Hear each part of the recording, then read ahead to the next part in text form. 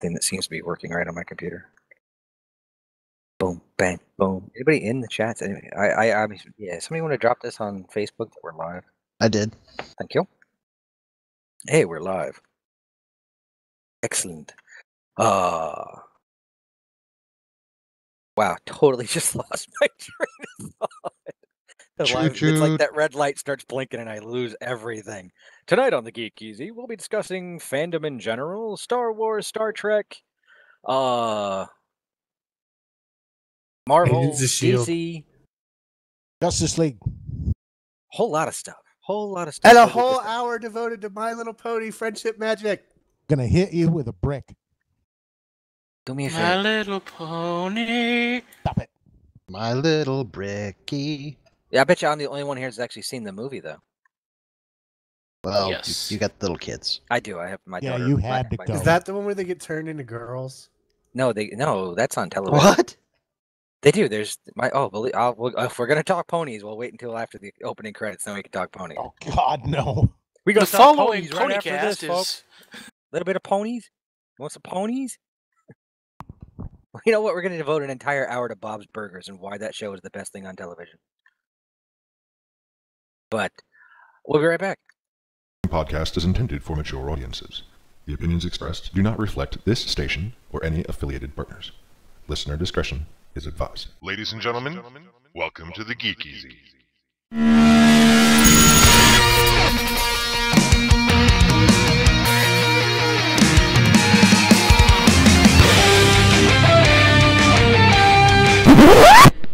Just talking? Well, what's the show about? It's about nothing.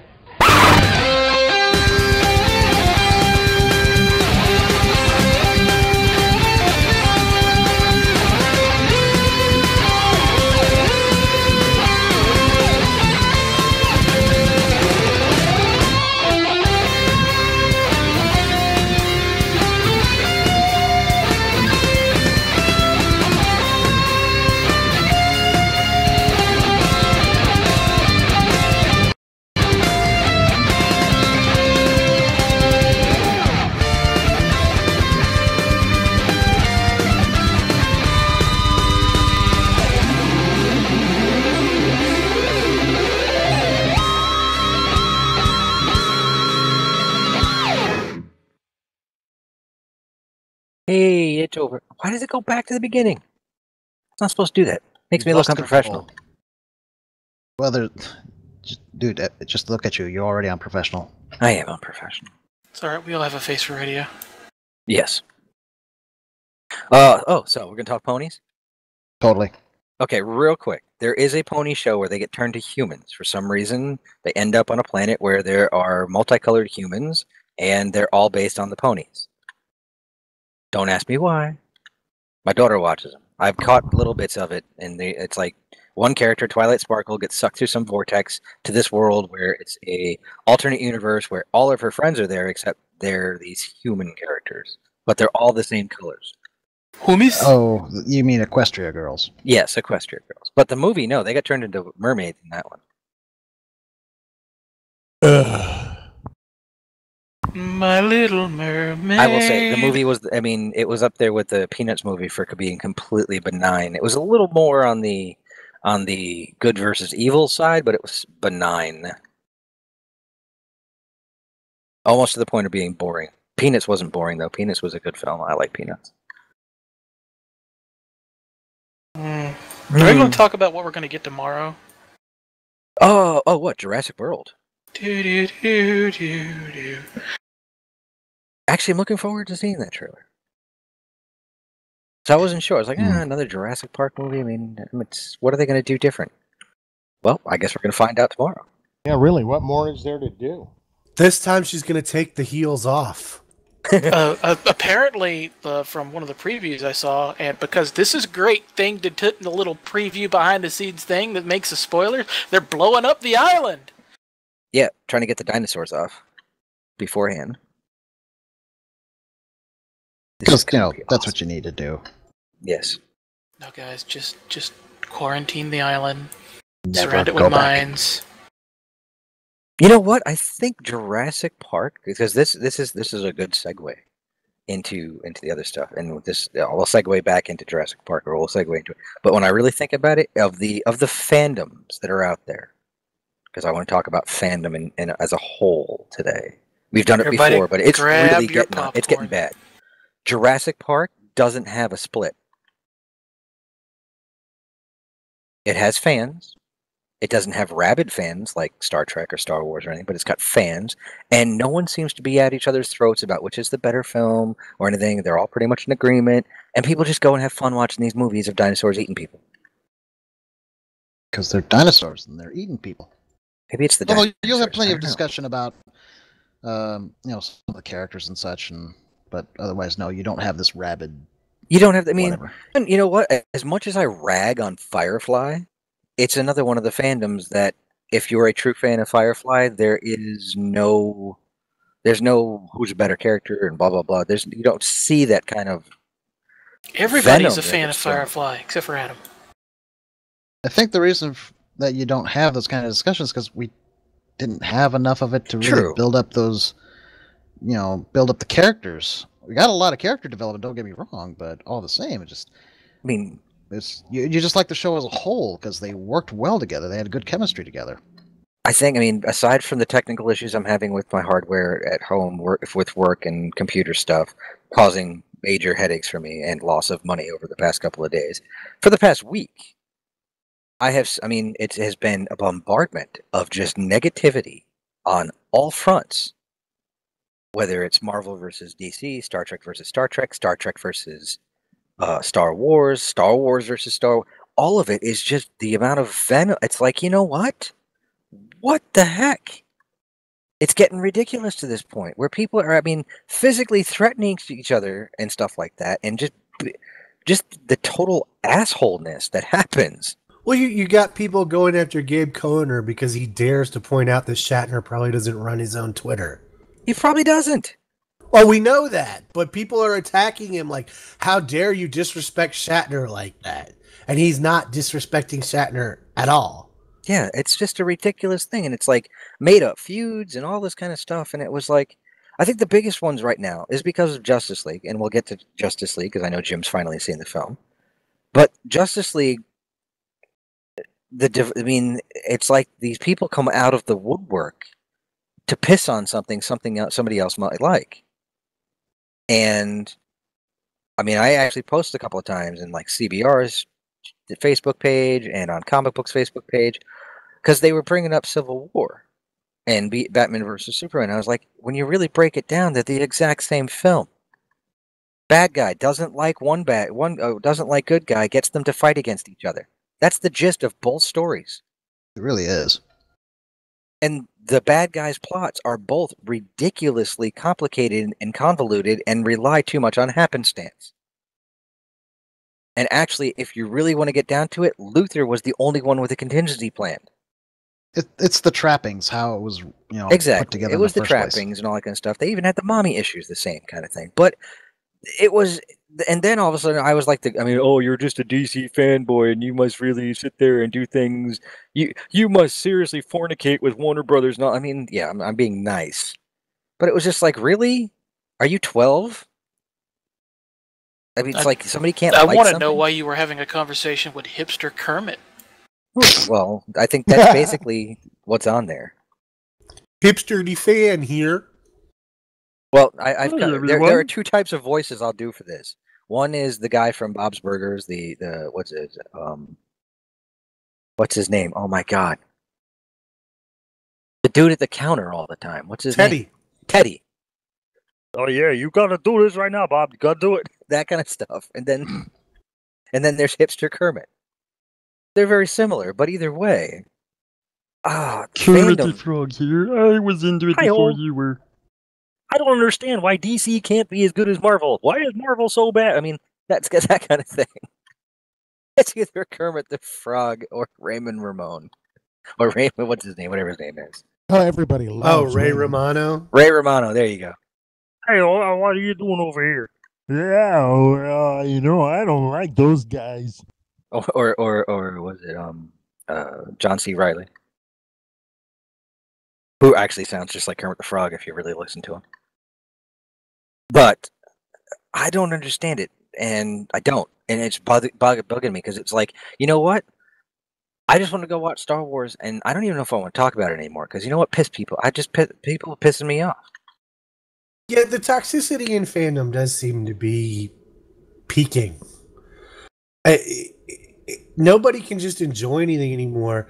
And, I mean, going back even 20, 30 years, yes, you had the nitpickers guides with Star Trek and everything, but it's evolved beyond that now. And I hate to say it, there's a sense of entitlement that comes along with it, as if because you like something, therefore it must be catered to you.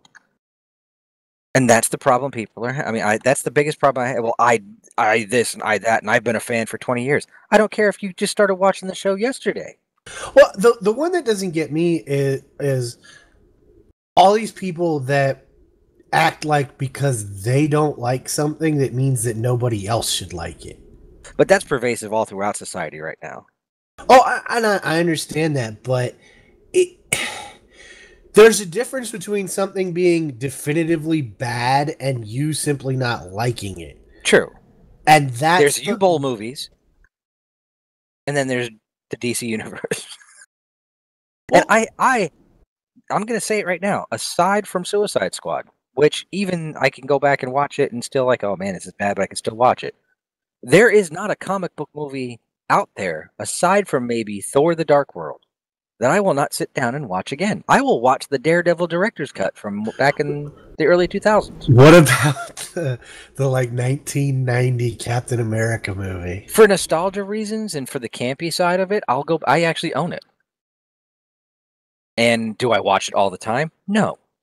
Are you kidding me? I've got Corman's Fantastic Four. That's a train wreck. I have the Star Wars holiday special. No, but the sad thing is that movie's a train wreck, and it's still the best of all the Fantastic Four movies. Agreed. True. And it's not even close. This is how I actually own 2 separate copies of the Star Wars holiday special. One that's actually really good quality. I was quite impressed.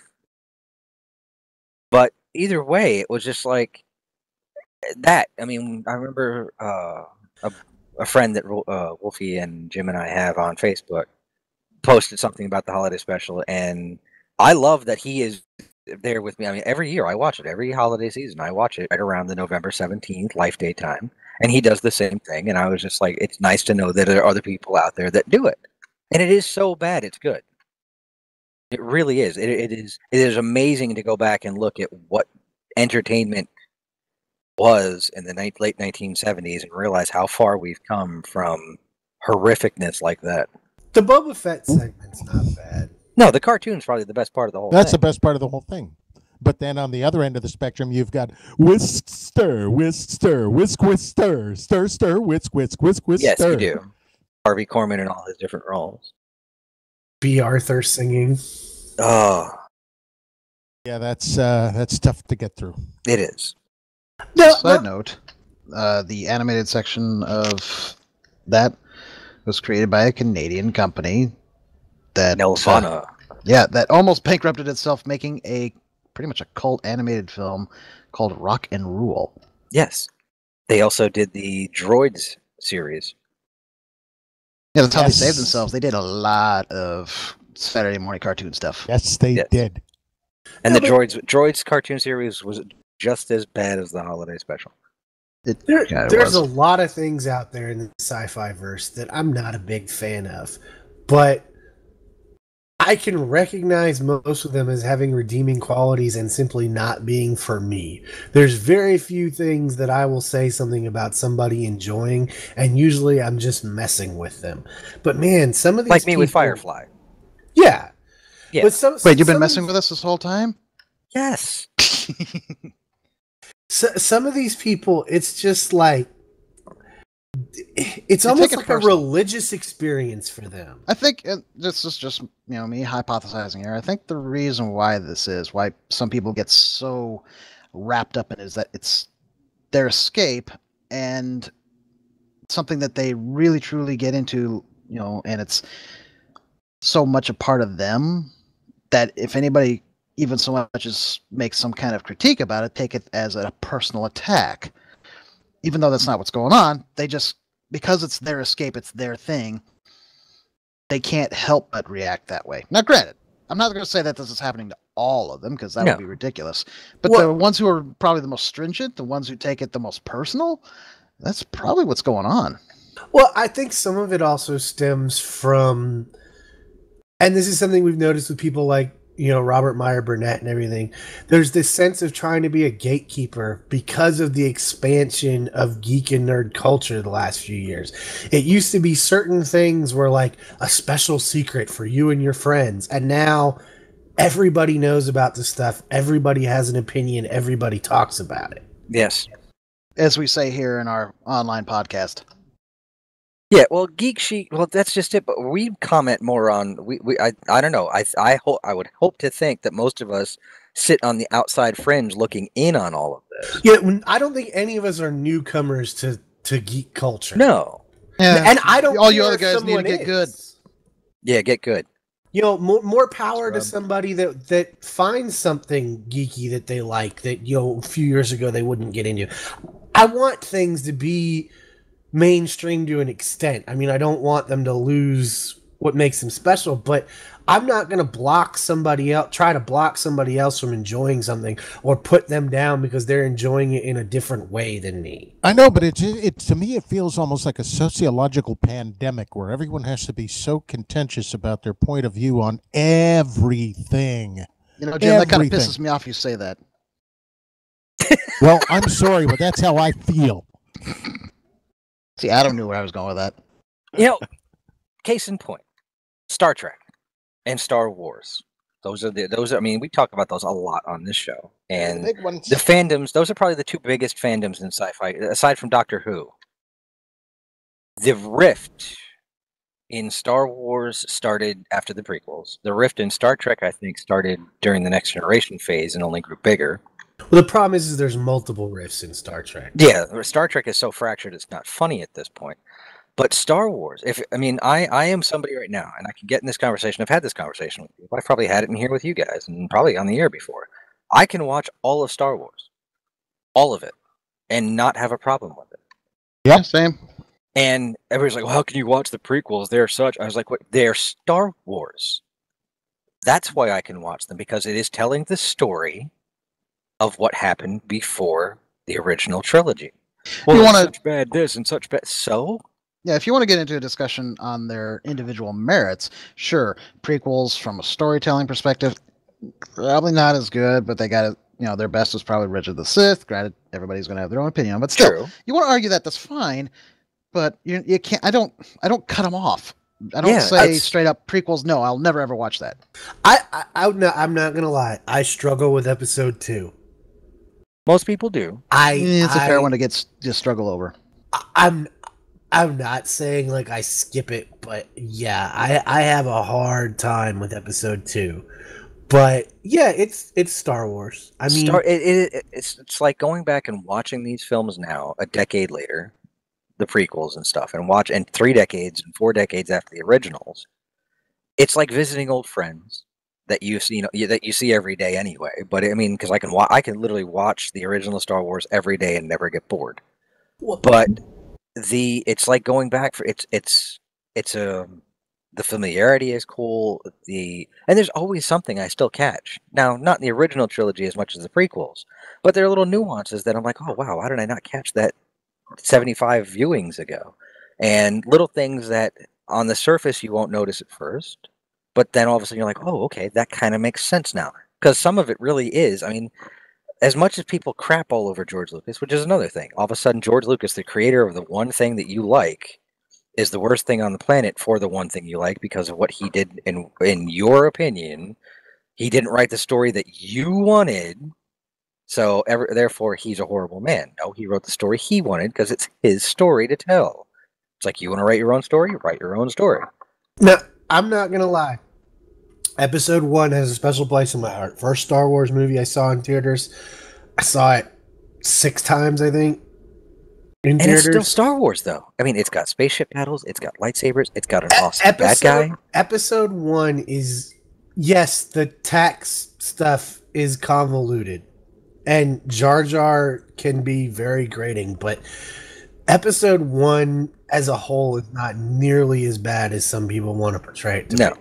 Episode 2 was probably as bad as people portray it. Episode 3 is the strongest and the tightest story of the prequels. But again... But has one of the worst scenes. It does. No! It has a whole bunch... Yeah, well, a lot of those... Anything dealing with any kind of Obi-Wan scene, aside from the fighting, when they start talking, it gets bad. You underestimate my power. It's like, what is this? Is this Saturday morning You underestimate cartoons? my ability to buy crystals. Yeah, and it's just, but again, it's all Star Wars. It's like the Clone Wars. People are torn about the TV shows. Which is better? Which is the better? The Tartakovsky cartoons or the series that ran for 60? It's different. I think in that instance, it's different flavors, different tastes, different focuses. It's apples and oranges. Man. I just read this. I didn't realize that the Tartakovsky cartoons are now considered legends. Yeah, Well, they were considered... They contradict a lot of stuff. They were considered non-canon the moment the 3D animated one started. Which is really funny. They even Up to that contradict... point, though, they were considered a primer. Yeah, they led into episode 3. Yeah, but there's things episode 3 contradicts about those cartoons. It also contradicts the Clone Wars TV series a lot. Because, there are certain lines in episode 3, like General Kenobi, at last I meet the great negotiator. It's like, dude, you've met him like 1,000 times before in this series. Same thing with Obi-Wan, or Anakin. He's like, I thought you'd be... It's like, I thought you'd be taller. It's like, dude, you just saw him like 2 episodes ago before this happened. So, this kind of stuff, it's just like Star Trek. It contradicts itself, but it's still Star Wars.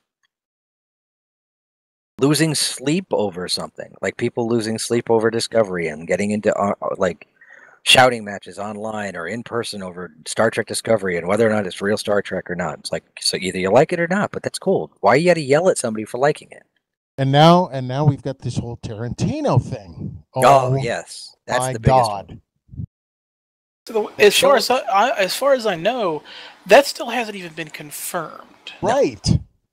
But show hands. Well, the other thing is the man he loves Star Trek. He does. So And how that's could he not screw new this up? information.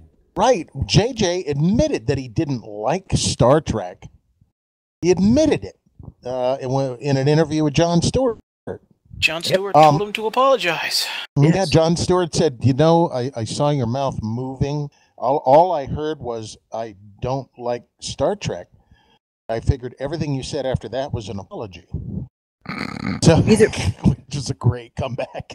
But it's funny that it's like, what? Because Tarantino did Pulp Fiction and Reservoir Dogs, that people were expecting Samuel L. Jackson to be in a Star Trek movie, which would be awesome, but I'm not going to say it. But either way, he is a huge fan. Speaking of that, I don't know how widespread this was, but I know when DS9 went off the air, the big rumor going around was that the next movie was going to be DS9, Cisco was going to return, and had been changed, and it was going to be Samuel L. Jackson. Yeah, I heard those rumors. That would have been never cool. heard that. This is what I told a guy at work yesterday or the day before, one of the two.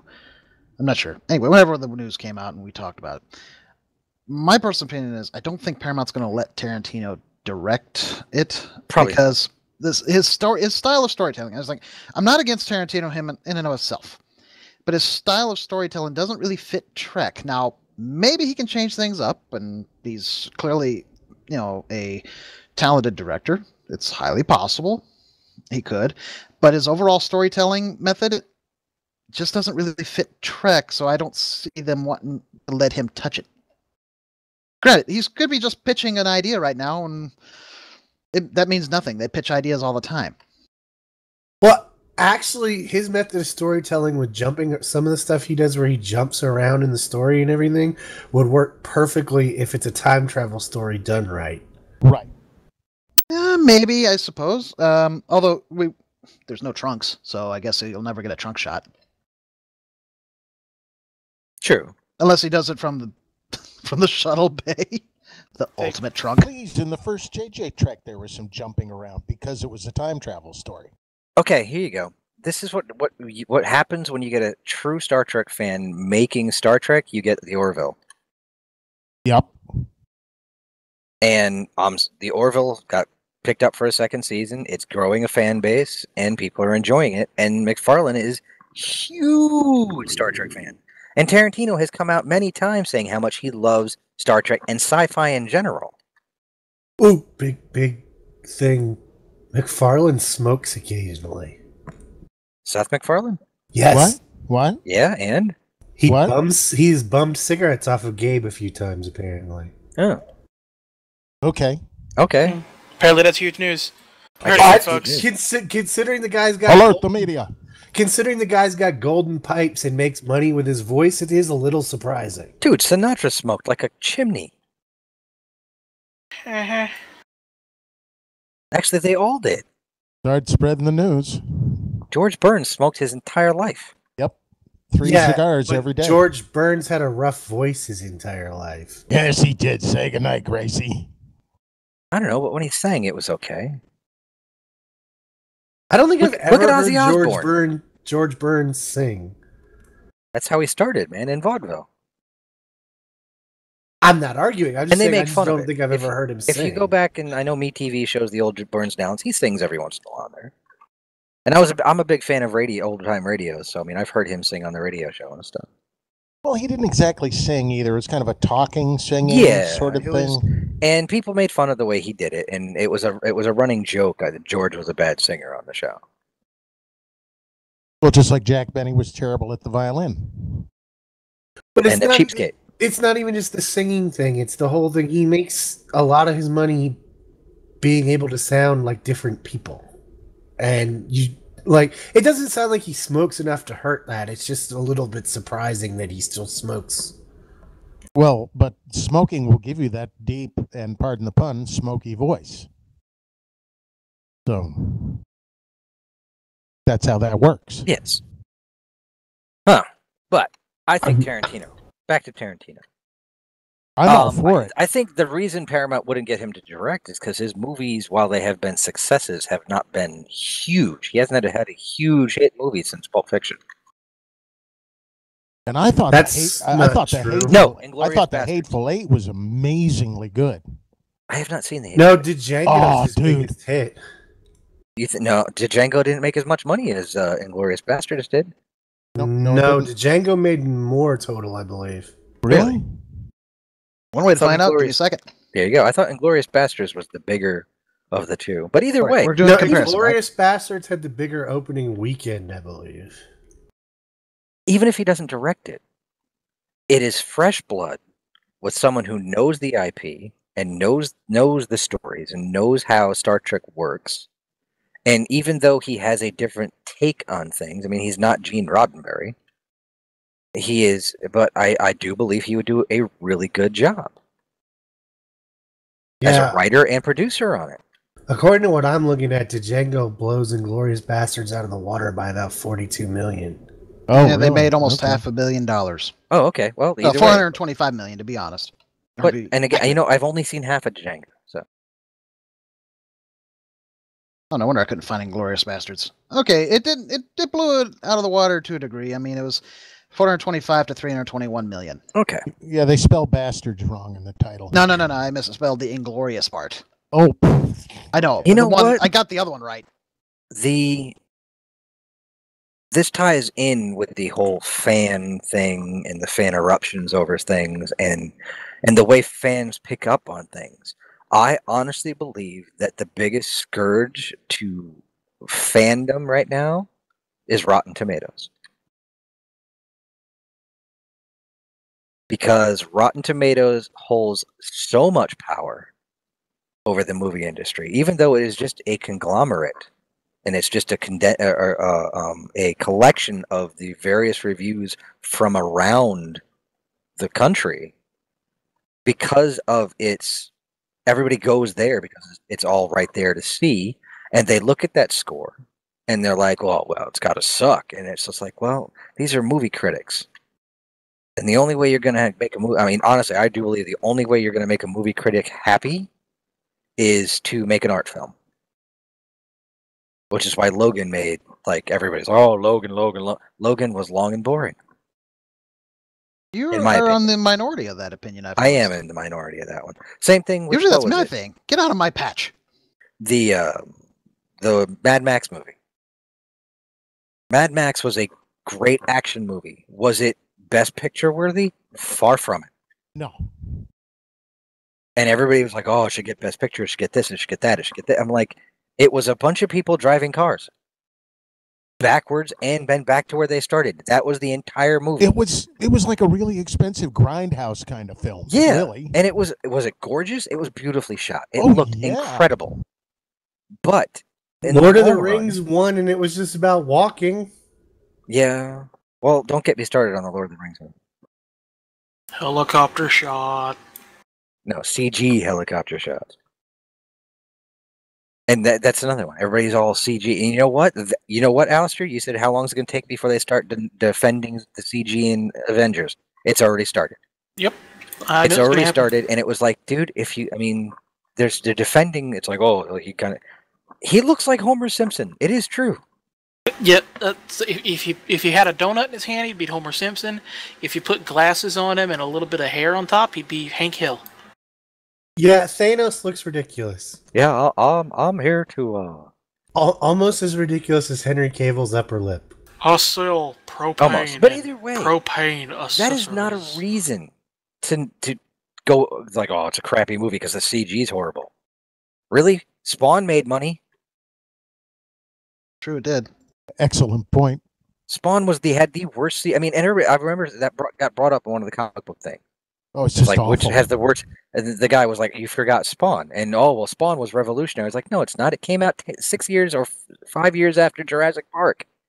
There is no reason the CG had to look that bad." Terminator 2 had come out in 1991. Jurassic Park came out in 1990. Spawn came out in 1996. There's no revolution about it. It was just a crappy looking movie.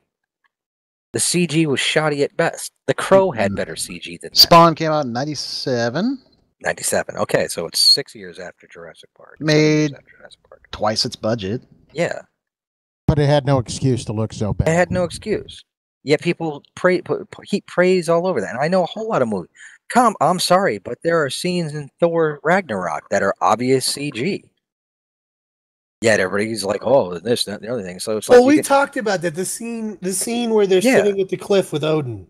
Mm-hmm. The background in that, it's so badly done.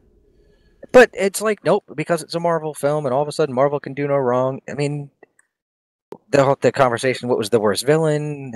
I mean, and to be honest, Marvel's only had 2 really good villains. In all honesty, they've had 2 really, going on 3 right now, because Thanos has the potential to be an incredible villain. But everybody else has been either one-dimensional or completely forgetful. So who are you saying are the 2 good villains? Red Skull and Loki. And Loki's not even a villain anymore. Yeah, well, he is, but he isn't. So you didn't like the Grandmaster? The Grandmaster really wasn't a villain. Just like he was just there. Just the true villain. Hela wasn't even really a villain. Yeah, the true villain of Thor was Thor himself. Was his own ego and having to work past everything he knew. Once that happened, all he needed was something to punch on, and that's why Hela was there. They tried to make her this big, grandiose bad guy who killed everything and everything in her place, but I mean, she really wasn't necessary. See, I don't know. Hela, I was thinking more of as a force of nature as opposed to actual villain. A force of nature that was way too easily taken care of once Thor realized what had to happen. Well, the same thing could be said about Hellboy, the elder god or whatever at the end of Hellboy. I'm gonna punch it. The Hellboy movies rock. I don't know. So it was just like this whole Marvel versus DC thing. I don't understand how it is that people can get. I mean, they're 2 separate things. And to be perfectly honest, DC, if you're going to go for being as close to their books as possible, has done a much better job than Marvel has. This is true. Sure, although in the Marvel's case, they've always been of the opinion that they're going to take from there. True. So, like when they started off, it was very Ultimates based, and it's since shifted, away from that.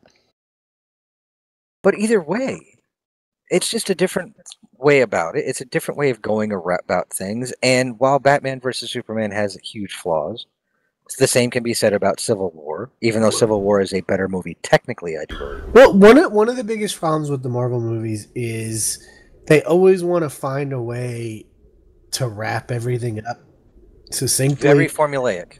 They want the audience to have that feeling of, oh, a bad guy was defeated or died. And in a lot of the better comic books, that's not actually the way it works. No, not at all. Which is why Batman versus Superman's ending works so well. Because it gave you that Empire Strikes Back feeling. Yeah, Firefly is in our chat and on Twitch, and he points out kind of the same thing. The problem is that most of the Marvel villains in the movies don't get to hang around and develop. No. And you know what? I think that stems from the earlier superhero films where the villains were the main point. Batman, the original Batman series, Superman, the original Superman series, where Superman was a secondary character to the bad guys. I think it shifted when Sam Raimi started doing Spider-Man. Spider-Man was the focus of that film, and it was awesome. No, Spawn I love was Sam Raimi's film. Spawn was also was the focus, though. True. So I think maybe you could argue that Spawn probably kind of opened the door, and then Blade continued it, and then Yes. Sam Raimi with Spider-Man is really what got it going. Yeah, and now, whereas the audience, because of the wanting to see these characters on screen and developing stuff, I think does the DC films do a good job of developing their characters in a very different way? That was one of the problems with Justice League, is there was not a lot of development, and that's due to runtime. There was more development, obvious somewhere there had to have been. Yet the studio said you got to cut this film to 2 hours. My big fear about Infinity War is it's going to be so crowded. Maybe. We don't And know. there's 75 to 80 characters. I'm trying to figure out who those characters can be. And there's going to be all the people that we've seen before are going to have certain beats that they have to hit. So odds are this movie's going to be long, and it's liable to be going a mile a minute the entire time. And now we're gonna go all back and forth now, because we're veering away from the fandom stuff and now into things that tie in together. Agents of S.H.I.E.L.D. premiered last Friday. Oh man, it's so good. Agents of S.H.I.E.L.D. has separated itself from the MCU enough that no matter what happens in Infinity War, unless it ties in a lot more than it looks like it's going to, it has separated itself enough that it doesn't need to worry about that cleanup aspect. Well, I think they had to do that because they're pretty much been told they're not going to cross over anymore. Which leads me to wonder, I'm still trying to figure this out. When they said that there were 75 to 80 Marvel characters going to be on screen, when you add up the Avengers, the Guardians, and all the other characters, that only comes out to maybe 30 characters. Where are these other characters coming from? Well, you got your main characters, then there's the secondary characters. Well, if Thanos is coming, we might be seeing that some of the Titans, like Star Fox and whatnot. We also forgot there's a bunch of characters in Black Panther that's going to... True, but again, Yeah, that right. cast is only 5 or 6, 7 people big, right? I'm wondering if there's a chance that the secondary Guardians characters that we've seen that are actually part of the original Guardians team Possibly. could show up. Cosmo could come back. You know, I would not be surprised, even though if it did happen, I'd be very surprised if I saw them on screen. But because this does take place in New York, if somewhere in there is not a talk or at least a shot of the fighting that's going, because this is supposed to be like global, right? There has to be. You cannot have this happen and claim that everything is in the same universe, because they say it all is. Even though they're two separate things, they claim it's in the same universe. They have used the Avengers Tower in every promo for the Netflix shows. They have made sure you're realizing this is Marvel's version of this in this universe, that the Defenders, or at least the ones that are alive that they know about, would not make an appearance somewhere. What if this Disney Fox deal is way farther along than we realize? See, I would poop my pants. Oh, if they could bring in the X-Men? See, Like, if what if they this plan deal on is bringing in the Fantastic Four? way farther along than we Well, realize? kind of like the Star Wars was way further. The Lucasfilm thing was so far along by the time it was announced that Star Wars only had to wait a year before it came out. Right. Imagine if they could pull in all of the X-Men, okay, all of them, and bring in the Fantastic Four as well.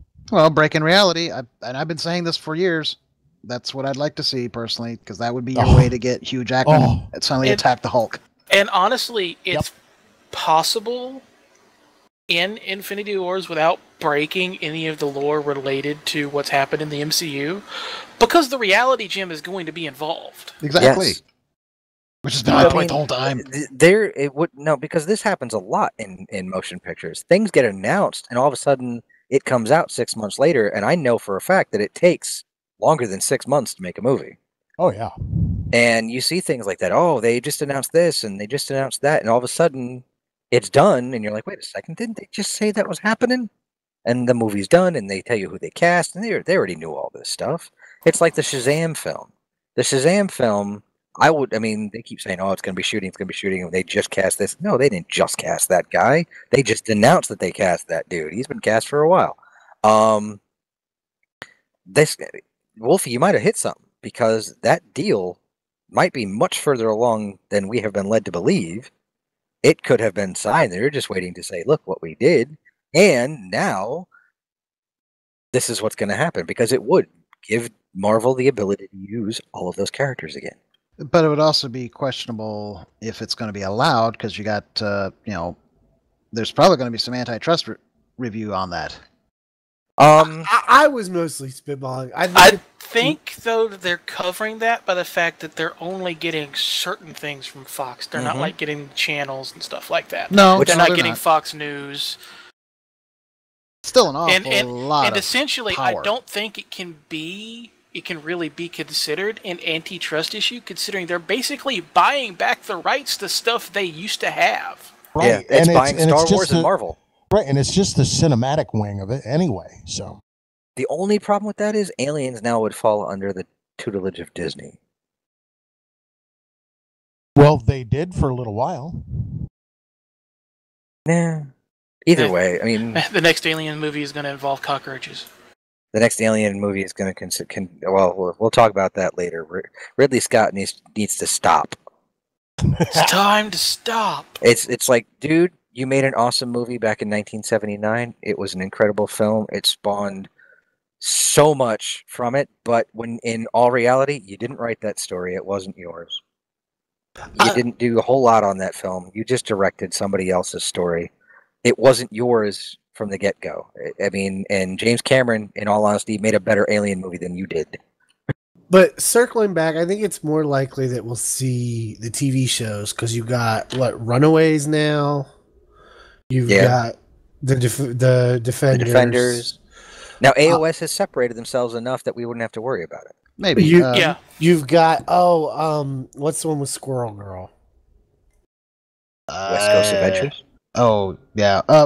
Great Lakes Adventures, that's what it was. But that's not the show that she's on. It's Speedball. In the comics, it was like Speedball, Night Thrasher. No, not New Mutants. God. They're the ones that get blown up and help lead to Civil War. In the books. New Warriors? Yeah, New Warriors. Okay. Hold that thought, everybody. We got a question here in the chat. Firefly, my God, Jim. I don't know if he actually meant you, Jim. Do you realize what such a jurisdiction change might mean? I need clarification, Firefly. Jurisdiction? We're probably missing a bit here. It would mean that the 20th Century Fox logo would be back before the Star Wars movies. Which is at least the fanfare. See, because that's what's missing.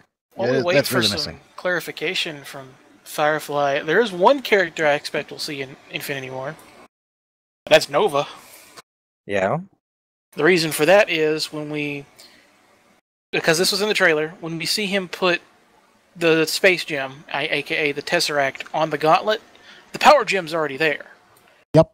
And the power gem was left on Xandar in the care of the Nova Corps. Right. We're going to see Captain Marvel.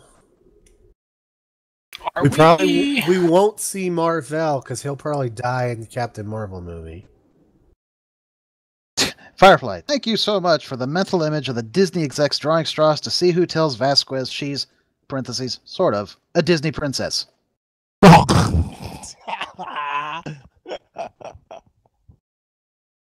I believe her response would be I'm not going to be one that breaks the rule this week. Wow, I just realized that Star Wars, Marvel, Planet of the Apes, Aliens. I'm trying to think of the other IPs that Fox owns outright. Hence why I'm curious if it isn't still going to be brought up as being an antitrust violation, because that's an awful lot of power. It's an awful lot of power, but they get around, like Alistair said, because they're only getting the movie side of it. And movies are not television. But it's still an awful lot of, regardless. That's really cutting down on the number of studios that's available. I mean, people can argue there's a lot of independent ones, but frankly, those are little bitty things that they don't have this kind of market power. That's the issue. But Disney's already Disney owns Hollywood at this point, dude. The question is would Disney be getting just the assets or the name? Because if they get the name, they're going to operate it basically as a separate sub-studio. Right. I think they would get the assets, dude. They'd have to. But no, that's what I'm saying. Are they getting just the assets, or is the name included? I don't know. I would honestly, if they're going through the process of getting the movie studios, there's no way that they're going to be like, oh yeah, sure, we'll take the studios, but no, you can keep the IPs and the licenses. We don't need that. No, that's not even what I'm talking about. I'm just talking about the name 20th Century Fox Studios, or whatever you want to call it. That's a good question. That's literally what I'm talking about, because if they don't get the name, then they're going to have to either create a sub studio or Disney Fox.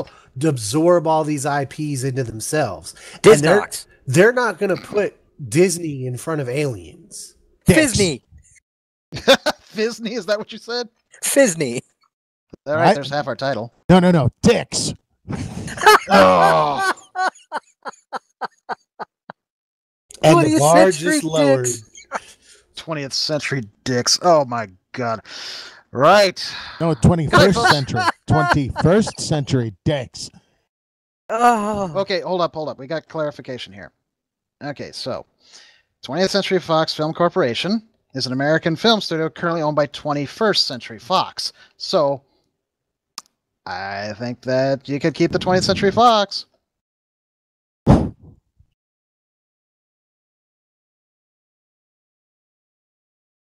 There we go. Because they're not getting 21st Century Fox. Because that is Fox, the umbrella corporation. But I'm Tish. He's here all week. Try the veal. Why do they always say that? I don't understand the veal thing. Because you'd either have to keep the 20th Century Fox name or put like Touchstone or Lucasfilm on things like Alien. Because Disney's not going to want. The deal is with 21st Century Fox. To purchase, I'm assuming 20th Century Fox. Yes. And all the movies that fall under its tutelage. So, wasn't Blade Runner Fox? I don't know. Well, wait a minute. Battlestar Galactica. Who was that Universal. one? Okay, so they're not all under the same studio then.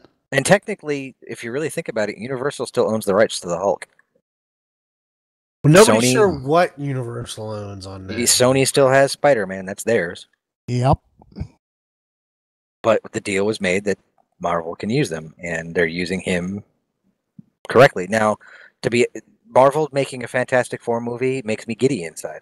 I thought Blade Runner was Warner Brothers. Yeah, maybe it is. I think you're right. Yeah. Either way, I mean, the monstrosity that would become Disney at that point. I mean, not that it's not already literally, it permeates everywhere you look nowadays. Between television, motion pictures, merchandising, it's everywhere. They're a multi, what are they? They've got to be $1 trillion business at this point. And oh God, Home Alone is Fox. You know Disney's gonna pump those out every other year. It'll be a Disney Channel movie every other year. It'll be just like the teen movies or teen beach movies or whatever. High School Musicals. Ice Age is Fox. So is Die Hard and Kingsman. Yippee-ki-yay, Mickey Mouse. You thought I was going to say something else. That was the same. Die Hard, the animated movie. Goofy with a shaved head.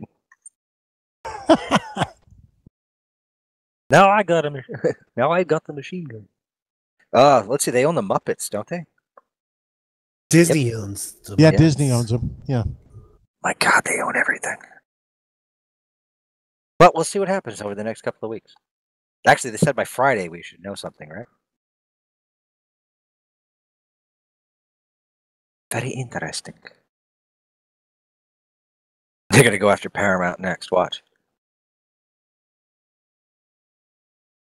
They own Star Trek and Star Wars. We'd have Trek Wars. If they go after Warner Brothers, my God, this is No. the moment you need to have the sunglasses off. That's when you have the Justice League, Marvel, or Avengers crossover movie. Let's see. They'll also get Avatar and Alvin and the Chipmunks. Avatar. Why? James, just stop, man. Now, of course, that movie is going to make trillions of dollars. And they'll get Independence Day. I got to tell you though, guys, that Avatar attraction at the Disney Animal Planet Wait a second. or Disney Animal Wait a Kingdom. second. Oh my God! Wait. Go back. Wolfie, remember he said this deal might be a lot further along than we thought? Yeah, we forgot. There's an Avatar. How the thing. heck do they have that? Right. Maybe some sort of deal with Cameron. We don't know what IP rights he retained to that. That's true. He might own that entirely. It might be his and they just distribute it. Kind of like Star Wars with Lucas's, they just distribute it. That's Is how, aside from the original Star Wars, which Fox owns outright, all the other Star Wars movies, they were funded by Lucas himself and owned by Lucas, and they just distributed the films. Yeah, that area of the park is just insane. I forgot about that. Woof. So it makes you wonder. Yeah, things that make you go, It's huge. Very interesting. Pretty into it. See that, even though it seems like it's a big deal, and I mean, they own everything already, but they're cranking out stuff people want to watch. You know, and this is the stuff that the fans should get excited about, okay? And instead of all the bickering and the fighting and the nitpicking. Well, no, because then it'll turn into it's corporate greed. And corporate Yeah, Jesus, God Almighty. Disney came to Cameron directly. Okay. And apparently poured $500 million into making Pandora. Wow. I'm just waiting for the Star Wars land. George Lucas on a mountain bike. I mean, we gotta stop all the bickering and arguing. Isn't that E.T.? It's just Spielberg. Oh, well, yeah. Why can't this is the big question I keep asking myself. Why can't people just enjoy themselves? Because we're not allowed anymore, man. Just go enjoy it. Just go have fun. Eat your popcorn, watch the picture, and come out going, that was fun. I think the vast majority of folks actually do just enjoy themselves. I do. But you get people who, just blast away because they themselves, To be honest, I few think you're people right, are the Guy. ones that are blasting away, and it makes everybody else feel like they're on the defensive to blast back. It's a small, they feel that very vocal minority that comes out, and then everybody goes on the defensive, and you have these giant flame wars online, and you get and that what's even worse is a lot of the geek media publications, especially like Comic Book Resources. Comic Book Resources is infamous for throwing gasoline on a fire. They will do everything they can, and I'm calling them out on the show. I don't care. They will do everything they can to trash DC right now. Everything they can just to get the likes and the clicks on Facebook. To get a win. Yeah. And it was just like they do it constantly, and I think the Star Wars sites aren't as bad because they usually are pretty even-handed when it comes to prequels, original trilogies, and all that kind of stuff. But it's like if you go on the Star Trek Facebook page, the big Star Trek fan group on Facebook page, it is nothing but yelling and screaming at each other. Now, call me a neophyte. Go ahead, get it out of the way now. Neophyte. What, besides the really weak villain in the picture, what was so terrible about Green Lantern? Really? Oh, you really want to go into this? I can go into it. I enjoyed it. Okay, I didn't say I walked out of there not entertained, but as someone who is steeped in Green Lantern lore, okay, and I love that character, I have been a fan of the Green Lantern and the Green Lantern Corps for a long since 1978 when I first saw the character on Super Friends. Okay. I read his books. I met the guy. I met Martin Modell, the guy who created the Green Lantern. I mean, I've gone through, and it was just like all of the iterations. Doesn't not just Hal Jordan. It was all of them. Yeah. While they tried to stay very close to what happened in the film, they glossed over too much. That film should have been Guardians of the Galaxy. That film should have been Star Wars in the comic book universe. Because it wasn't just Hal Jordan. They had the core. And I mean, you're talking thousands. I know, and we got a brief look at the core, but we got a brief look at them, but and that was the other thing that I wasn't happy with about it. I mean, again, I enjoyed it. I had a good time, but I wanted to see more of that. Yes, and that was one of its big problems. The visual look of the film steered so far from what people imagined Oa looking like. Really? That it put people off. I know it did for me. I was like, that's not what Oa should look like. This looks like a New Age Crystal Castle, and it should be much more modern, and there should be no rocks. It should look like Coruscant. That's what it should be, a city. It should be this giant spires and all this kind of stuff. And we got crystals and rocks and things sticking out of the ground. And it played with the lore a little bit too much. The pacing of that film was horrific. And the biggest issue it had was a director who was out of his element. Okay. Having said all that, yes, this is exactly how I felt when I walked out of the first JJ Trek film. For all those same kind of reasons. I walked out of JJ Trek liking it, but I think I liked it more because it was just Star Wars. The second one was I mean, I was excited for the second one, and it turned out to be but I mean, I actually just saw a Facebook post when I posted the first trailer. I was like, ooh, and then I saw the film, and I was like, oh. But JJ's original Trek is just Star Wars wrapped with Star Trek and the Star Trek wrapping. It really is. I liked Trek 2009, as I've said several times on this show.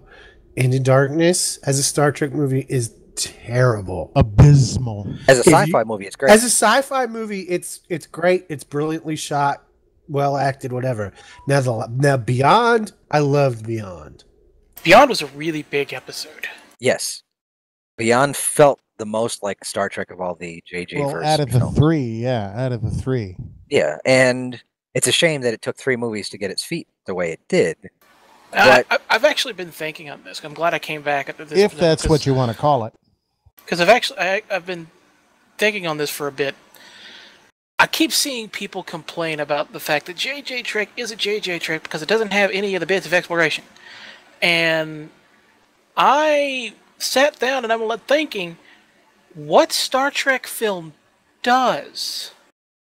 None of What them. Star Trek film is about exploring the unknown? There's one. Just one. And it's the motion picture. And it's not really liked. But it is the closest to Star Trek of any of the original trilogy original cast films. Yep. Which, to me, it was sitting back and going, this is just another example of a lot of people in the fandom viewing the past through rose-colored glasses. But let's be honest, First Contact, which is widely considered to be one of the greatest Star Trek films ever, is an action film. Yes. It is. Insurrection Wrath of Khan is an action film. Wrath of Khan, an action film. Wrath of Khan is a submarine movie. It is a submarine warfare movie. Search for Spock is an action film. The Voyage Home is a nature documentary. Search for Spock is more of a thriller than action film. It is more of a thriller, and more drama. Aside from certain small aspects of Generations and the motion picture, there has not been any Star Trek film that's been about exploration. No, there hasn't. That's been about exploring the unknown and finding out what's out there. Absolutely none of them. But if you think about it, at the core of the issue for Beyond, it's what's beyond that nebula.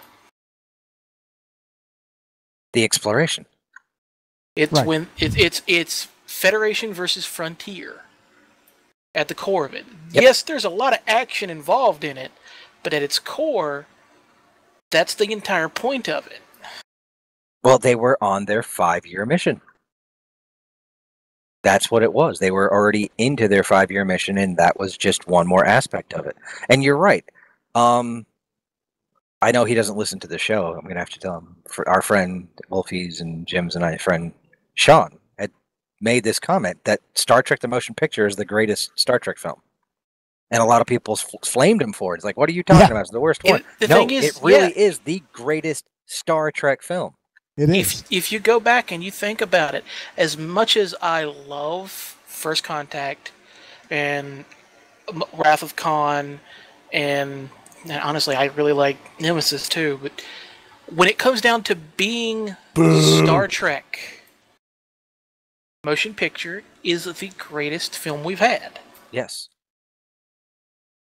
And we're going to get a lot of people listening to this and be like, what, are you crazy? And you do realize that the script for the motion picture is just an expanded version of what was going to be the pilot episode for Phase 2. And that's why it is the greatest example of Star Trek in film, because it literally is a giant Star Trek episode. Just like Beyond is a giant modern Star Trek episode. Yes. One could also actually argue that The Voyage Home was fairly close to being a TOS era style episode. It's also the only Star Trek film that I think at the time was able to reach more than just Star Trek fans. I think it's one of the high-end grosser films when you adjust it, because more people went and saw it than just Star Trek fans, because it got rave reviews. People loved it because it wasn't outer space and shoot 'em ups and Klingons. It was man trying to save man, that kind of thing. It was the unknown. It was like, we got to fix this. Man trying to save man from his own mistakes. Exactly. It just occurred to me, all these people bitching about how dark Discovery is, and the go-to example that people use to combat that is DS9. But what about Undiscovered Country? That's a dark movie. That is a super dark movie for most of that movie. Yeah, it is. It's a great movie. It's an amazing movie, but it is dark. Not to mention, go back and watch Wrath of Khan and a lot of the TOS films, and the slow, agonizing disintegrations you frequently see. Yes. Now, my issue with Discovery has nothing to do with it. It's not Star Trek, because honestly, it really is. My issue with Discovery is its pacing. And some of its plot points were like, oh, okay. Now, where they left it makes me go, oh, now I want to watch it, because they did go into the unknown, and they did go somewhere. It's like, come on, you can't leave it like that. And that was the biggest problem. Well, the question is it the unknown? Does Lorca know where they are? We'll see. Well, and that was the biggest problem with Into Darkness. We'll see in exactly a month and a day. When they would do a callback to Wrath of Khan. And it was all, yeah, so, I mean, if you hadn't seen the original Wrath of Khan, none of those callbacks meant a damn thing. Well, like Wolfie said, as a Star Trek film, it's horrific, but as a science fiction movie, it's pretty good. But even then, when they do a callback to Wrath of Khan, it doesn't mean anything. When he finally very menacingly says, "My name is Khan," it's like, yeah, and you know, it's true. Like, so, I think the biggest problem is Benedict Cumberbatch isn't menacing at all. He did his damnedest. He did. I mean, the guy is he really is for all the crap people gave him, and we've done it on this show. I mean, we have trashed Benedict Cumberbatch. Yeah. As a matter of fact, I think I said this last week or week before last, but I'll say it again. When they announced Benoit Cumberbatch as Doctor Strange, I was adamantly against it. So was I. I thought it was the worst damn idea Marvel had ever made, and they were only picking him because he was popular at the time, and Jesus Christ, was I an idiot. It worked. Yeah, he owned that role. He was like Gal Gadot owns Wonder Woman. She owns that role. He owned Doctor Strange. As much as Chris Evans owns Captain America and Robert Downey Jr., I mean, there is no one else that could play Iron Man. Well, let's be point, and I believe Robert Downey Jr. has actually said it at this point. He is now 50% Robert Downey Jr. and 50% Tony Stark. Yes. And to be perfectly honest, Henry Cavill, he's Superman. Yeah. He really is. He's owning it. I like Henry Cavill. I really enjoyed him in that 60s Man from U.N.C.L.E. Which I own but have yet to watch. It's good. I really enjoyed it. I've seen it a few times. But I have yet to see it. The problem, my biggest problem with Cavill is there's always a point in his performances where the fact that he's acting for a paycheck comes through. Cavill doesn't really make a secret of the fact that he doesn't love acting. Yeah. For what? It doesn't ruin his movies for me, but there's just always a point where almost like he winks at the camera in a way, you know? And so, you know what, though? As he progresses as Superman, as long as Warner Brothers doesn't allow this to hamper them, and they do move on to make more of these films, that winking at the camera will work for Superman. Well, now, I will say, I think that that's what works for him as Superman, the fact that he isn't this huge in love with acting type person, so he doesn't feel like the character is him, and so he can separate himself from some of the criticism, I think. Yeah, and that's kind of what happened to Chris Reeve as time went on, was he got a little too wrapped up in the role. Because look at Affleck. Affleck has let this Batman thing weigh him down. Which is unfortunate because he's really good as Batman. He's a terrific Batman. He is, but Affleck has always been this person that, good role or bad, he throws himself into stuff. True.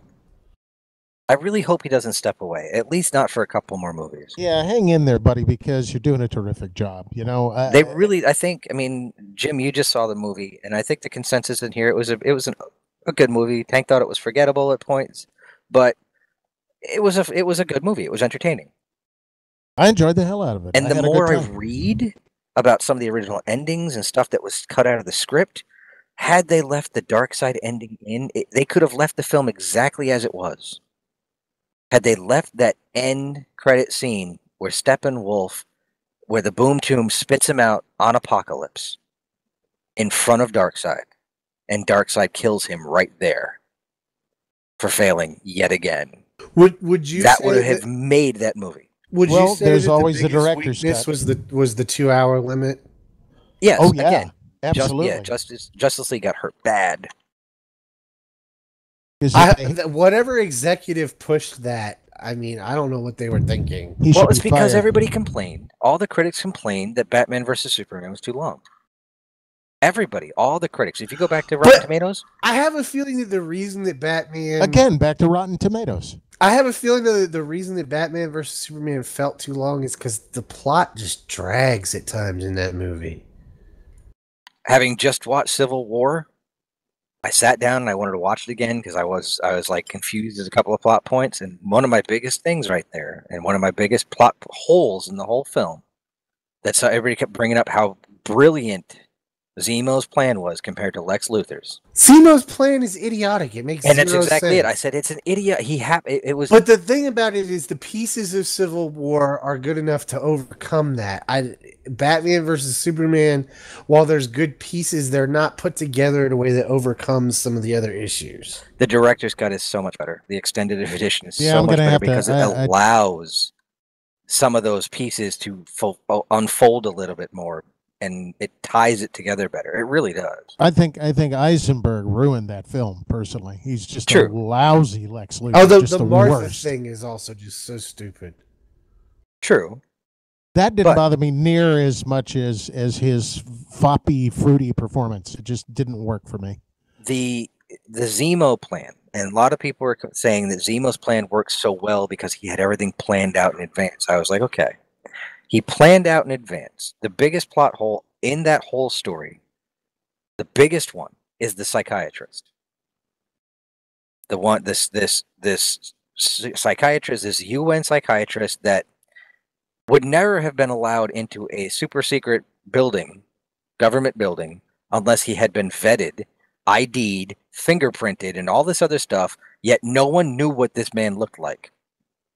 And there is no way Zemo would have known, and Zemo killed that dude long before he even set this stuff into play, because the dude's body was in the hotel bathtub of the hotel room Zemo was in the beginning of the film.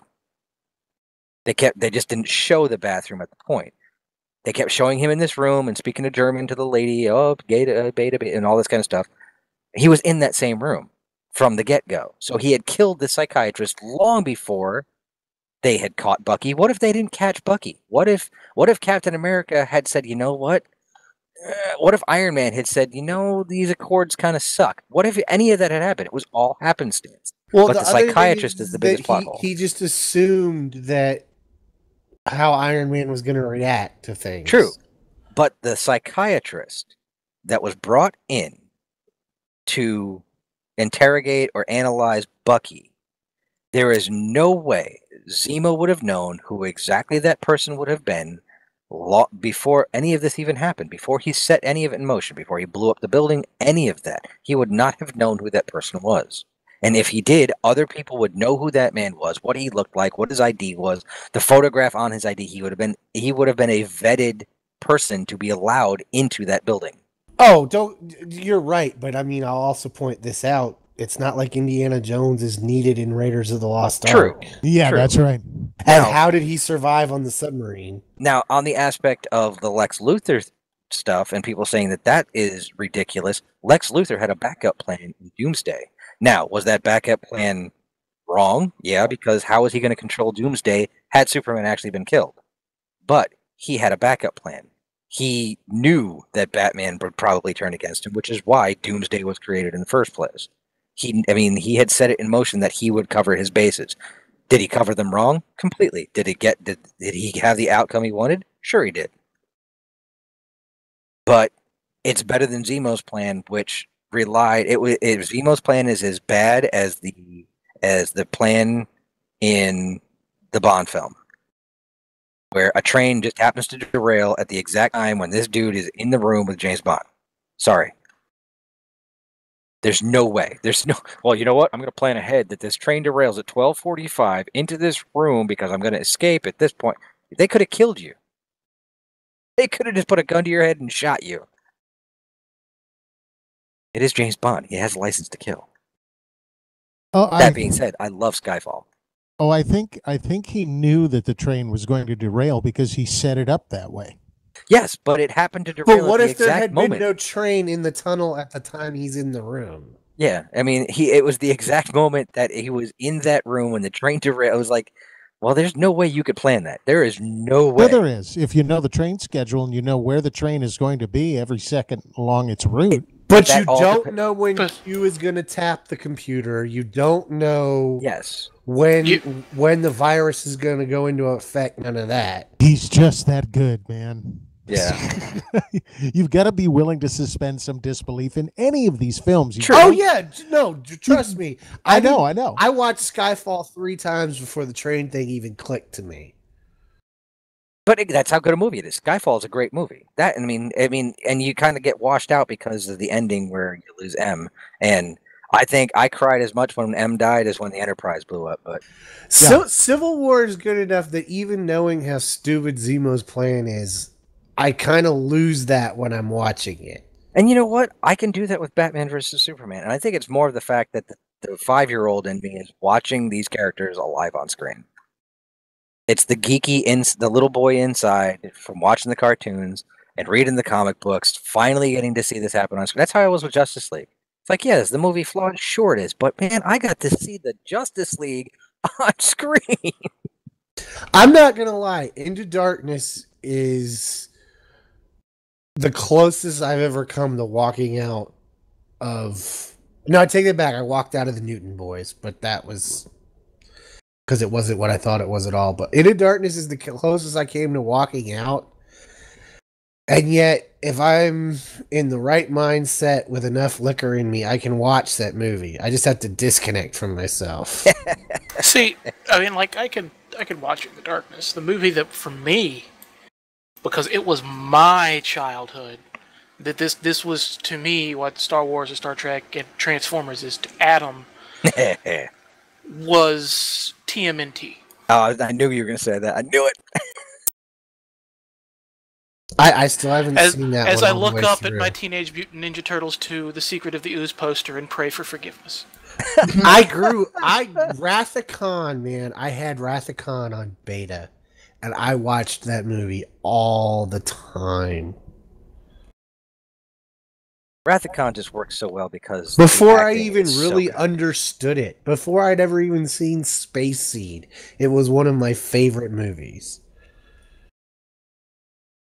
That Ricardo Montalban it's be him. He is so deliciously evil in that film. And you know, so good. The thing is, we've said this several times, there was literally just a little scene they could have added to the end to Into Darkness that would have actually made the entire thing work. Yep. Which was if after they zoomed in on Ben Weasel Cobbernut and then shifted over a little bit more and just CGI'd in a cryogenically frozen Ricardo Montalban. Yep. And the whole thing would have been a ruse, and it was like, they never even woke up Khan. And the thing is, it could have worked. It still could have worked. They could still go back and retcon that in because of the backstory in the comics, because they go through and they talk about how they change how Khan looked and everything like that. There's no reason to say that they couldn't have just also psychologically altered this random augment to also think that he actually is Khan. Unless it's... They've already basically confirmed that this is Khan. I know, but what does that stop them from going back and changing things before? I mean, in the comics, this look is him. While we're discussing Star Trek, I'm going to ask a Discovery question. Because they've said that they're going to fix where Discovery doesn't match canon. Do you think Discovery was in an alternate universe and is now in the Prime universe? That is a theory I have. I'm not leaning on that theory because I'm pretty sure it doesn't have a lot of foundation. But if they went that route, it would be awesome. One of my favorite variations of that theory is that because I'm not quite sure about the timeline of the JJ verse when Vulcan was destroyed. So I'm of the opinion that maybe they literally were in the JJ verse. That's what I'm thinking. And jumped into the Prime universe. Yep. Either way. I don't know. I'm thinking that maybe they were in the Discovery verse and jumped into the Prime verse. If they created another friggin' universe, it'd be fine because it's Star Trek. You know what? Canon. That word is the scourge of fandom. Canon. Make use of the headcanon. The idea that Star Trek has adhered to some kind of unwritten rule of what can... It contradicts itself dozens of times. They can't even get ship registries right. Hey, the very first episode, they couldn't even get their main character's middle initial right. So this whole idea, it's not canon. Oh, hold on now. Have you seen the last episode of Continues? Anyone? Actually, Yeah, I have no, not. because of what Continues was, I've been waiting to watch it, and I intend to watch it all in a go. I just hadn't had a chance to yet. Okay, well, in the very last episode, that little problem of James R. Kirk is addressed, and it's frickin' hilarious. But either way, Star Trek has contradicted itself countless times. Right within the original series, the Next Generation contradicts itself. I can think. Well, the animated series says the first warp-capable Earth vessel was the Bonaventure. Yes. Okay, I actually did just look, by the way. Discovery is happening in 2256. Star Trek 2009 happens in 2257. Or 2258. Right around there. 2257 is when Scott is assigned to that station that they find him in. Okay. Yeah, but I don't think it's the Prime verse because they go out of their way to say 10 years before Kirk in so much of the... I don't think it's in the Kelvin verse because they go out of their way to say 10 years before Kirk in so much of the literature and stuff. Either way. Yeah, but they would probably have known this would have happened beforehand, so... Either way. The idea that having to adhere to canon so stringently and say, well, that contradicts this and this contradicts that. Go watch the series again. They all contradict each other. Probably, and I actually saw this yesterday, and it was a very good point on the person who asked this question, and obviously a really good sharing for the person who was asked the question and just simply started ad hominem attacking. Someone said that canon is important, and that's what happens when you get idiots like the people writing Discovery who don't know anything about canon. And the person responded with, what do you know about the in-universe events of the year 2256? What we've seen on Discovery. Yep. Just like we didn't know what happened in the Enterprise timeline until we saw Enterprise. Well, no, what year does the Cage take place in? 22... I know this. Hold on. There's only one thing we know from previous canon that I'm aware of that happens in this year.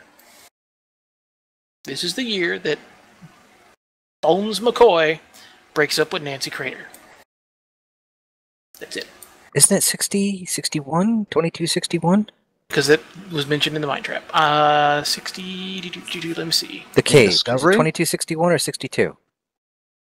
The Cage. I'm pretty sure that during the Discovery... 2254, so it was 2 years before Discovery. Really? Pike had the Enterprise that long? The ship was 20 years old. Oh, I know. April had it before him, yeah. That's, again, contradicting. The ship was 20 years old when Kirk got it. Yet in Star Trek 3, what's his name? Admiral... God, I can't remember his name. He tells him, Jim, the Enterprise is 20 years old. We feel she's lived her... I mean, and it's like, no, she's 50 years old. I think they're going 20 years old based off of the refit. Well, even then. Which, let's just point out that that's something another fan film got wrong. It's 22, yeah, 20 years from the refit. They had it being built in the 2250s. Oh, 2257 is when Kirk encounters the Dicronium cloud creature while serving on the Farragut. I smell something. You smell something? Come on, how did they not make fart jokes throughout that entire episode? They probably did, just didn't get recorded. It smells And like as we They held discovery it in. right now, Kirk is smells in like- the academy. it smells like aftershave and taco meat. Oh. Also, Jurassic World. Sorry. it would be, it actually would kind of make sense. Because tensions with the Klingons in 2258 and JJ verse are pretty high. Yes. And that's only 2 years after what's going on right now in Discovery. And there is an Enterprise active in that time period in the JJ verse. It's the previous one. I don't know why they didn't actually just use NCC 1701A with the new one, but yeah, they did establish that there was an Enterprise before Kirk's Enterprise. Can we all be in agreement that Michael Giacchino's soundtrack for those movies is incredible? Oh yes, absolutely. And here's another thing related to fandom. A lot of people, not everybody, but a lot of people I've read complain about the fact that he repeats his theme tune over and over and over again. Bum bum bum bum bum bum bum bum. Enough said. Yeah, exactly. How about dun dun dun dun dun dun dun dun dun dun dun dun dun dun. Go watch Star Wars and then count how many times you hear that. It's everywhere. Dum, Yeah. dum, dun, dun, dun, dun, Exactly. dun, dun, dun. Yeah. Go watch Lord of the Rings and tell me how many times you hear that stupid ring music. Well, it's a theme. It's a motif, whatever. You don't like the ring music? I like Not it. that ring. It's not that particular. It's the fact that they're complaining about something that they didn't turn around and praise someone else for. It's called a motif, people. It's a good thing. Yes, it's a good thing. It's how you know something's happening on screen. This is why I hate movie critics. This is why I hate people who bitch and complain over the minutia. These people live to suck the fun out of everything. Suck the fun. Fun suckers. Oh Exactly. man, Firefly had a great suggestion just now. Sorry to cut you off, Jim. We could abbreviate fun suckers too, right? Oh no.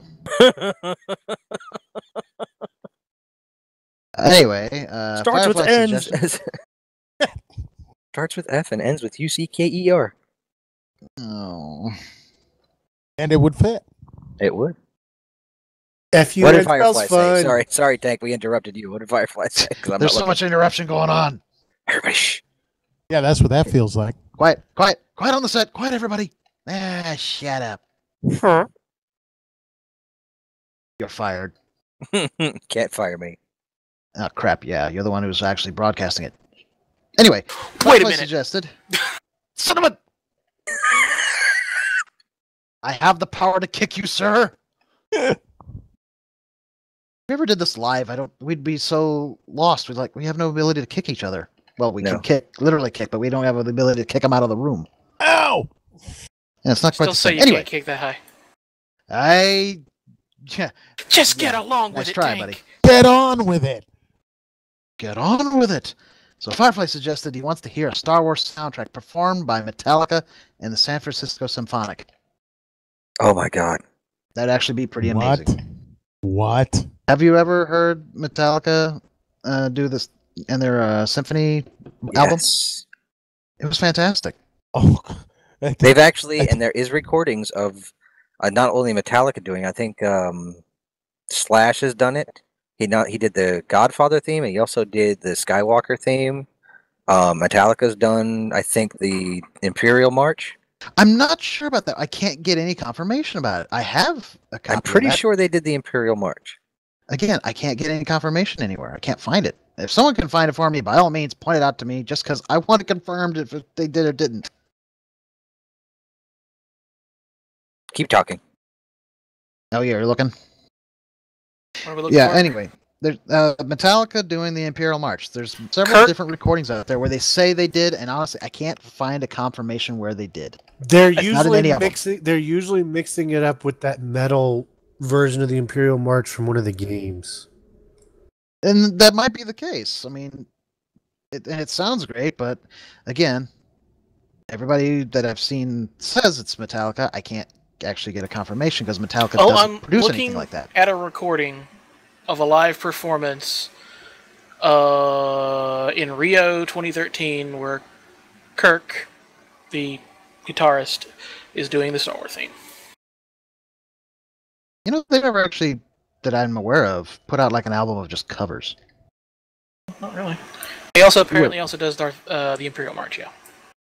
So maybe that's where it came from. He just did it one time, and he does it every so often now. You have to link that. I'm curious to see if it's sounds. Yeah, like I'll link it one that after I've the heard. show. Yeah.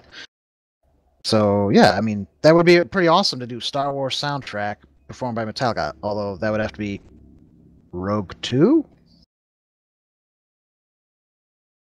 They come back from hell. You know, I kind of wish they survived. I'm okay that they didn't, but yeah. I it mean, would've been no, nice I mean to see the more of emotional story. impact is so much better that they didn't. Yeah, the story works better that they didn't. Yeah. Especially Well, considering it's ties not in just well. the story that works better. It's everything that kind of works better because if they had survived, where were they during? You know, why is it we wouldn't have seen the biggest heroes of the rebellion up to that point? True. In 4, 5, and 6. True. Well, it's because again, the trilogy stories are about the Skywalker family, which is why everybody's still up in arms over what Rey's lineage is. It's pretty damned obvious. It's the Skywalker lineage. She's Consider that she's all a the stories solo. Well, she's either solo or Luke got busy and he forgot. Yeah. I'm going with she's a solo. That whole Battlefront 2 thing, that's a complete red herring. She's a solo. Which is why all these people with the shipping and the Raylo and all that kind of stuff, that's kind of sick. Ew. Unless, of course, it turns out it actually isn't a red herring. That's true. But I think still it's a say red she's herring. a Palpatine. Get out of here! And she debunked the rumor that she was immaculately conceived, like Anakin, which even he wasn't immaculately conceived. I'm pretty sure Plagueis did that. No, he didn't. He didn't. Apparently, that book is still canon, I think. I'd have to double check. But Plagueis had no hand in that. He's, at least according to that novel. I don't know if that one's canon. Is it considered canon? Or is Again, it I'm not considered sure. part of the timeline? I would think it should be, but I'd have to double check. And on this, someone stop Chuck Wendig from writing Star Wars books.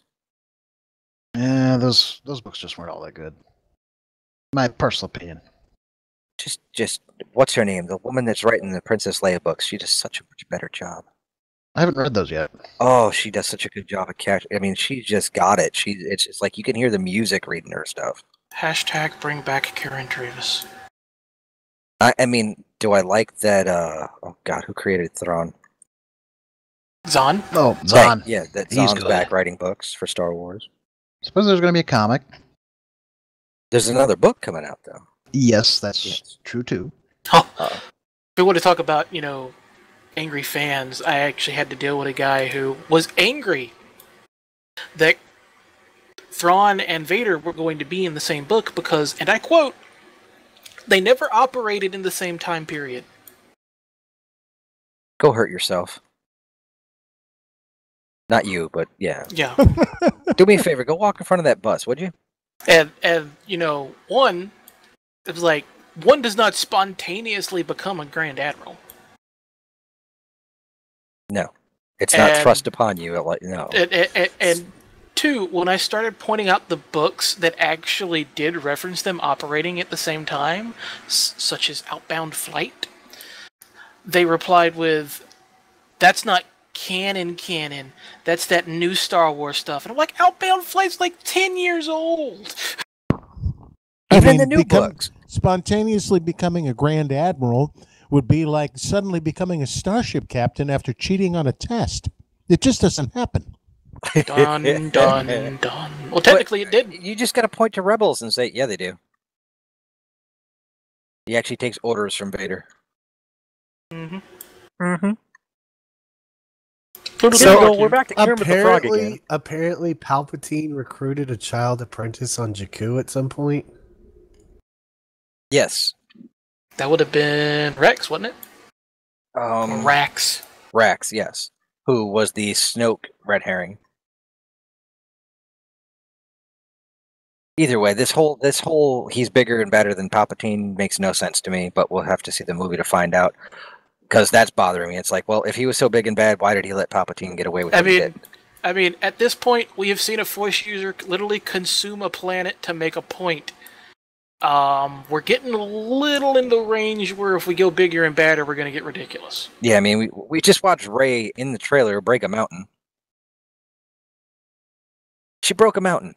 We saw Heat with 3 names. Valkorian, Phytate, and what was the other name? Vitiate. Literally eat Ziost.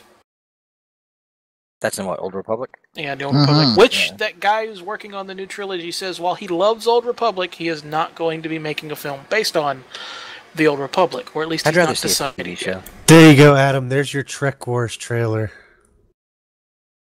I would love, honestly, a Old Republic television show, and it would be a case in which I would probably subscribe to a subscription service if it was very dark and gritty war story sort of thing. Kind of like, what was that old Vietnam show back in the 80s? Was it Call of Duty? No, it's something Beach. No. It was on the same time. It was about a bunch of guys, a platoon in Vietnam. Well, I know the beach one you're talking about too. That was also set in Vietnam, but that was a different story. Maybe it was Call of Duty. It was on CBS back in the late 80s. Tour of Duty? Tour of Duty. Tour of Duty? Okay, yeah, you got Tour of Duty and you got China Beach. Tour of Duty was a really... Trials of a U.S. Army platoon serving in the field during Vietnam War. I own that. We watched that when I was growing up as a kid. And personally, the first 2 seasons are better. The 3rd season just went to crap. Well, yeah. But because they switched it. A Star Wars movie set like that, or a Star Wars TV show set in that kind of thing, where it really is the war. Yeah, see, this actually kind of ties in a little bit with the conversation I was having with Tank yesterday. I sat down last night, or night before last, one or the other, I forget, I don't have a good memory. And I started rewatching Mobile Suit Gundam, the 8th MS team. And anyone who's seen a Gundam series knows it's very high science fiction, mecha, out there. But then the 8th MS team is this dark, pseudo-dark, gritty, very down-to-earth war story with giant robots. And it works really, really well. It is completely not in the vein of your standard Gundam television series.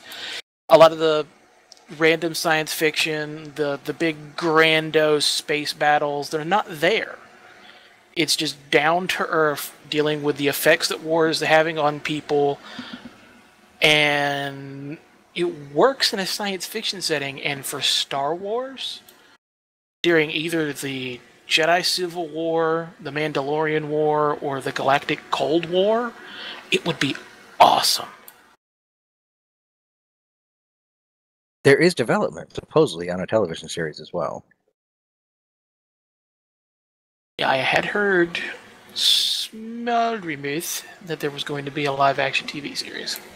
But then they released the Rian Johnson trilogy stories as well, or thing, and that kind of fell by the wayside. But either way, I just hope it doesn't go where we're too oversaturated with it.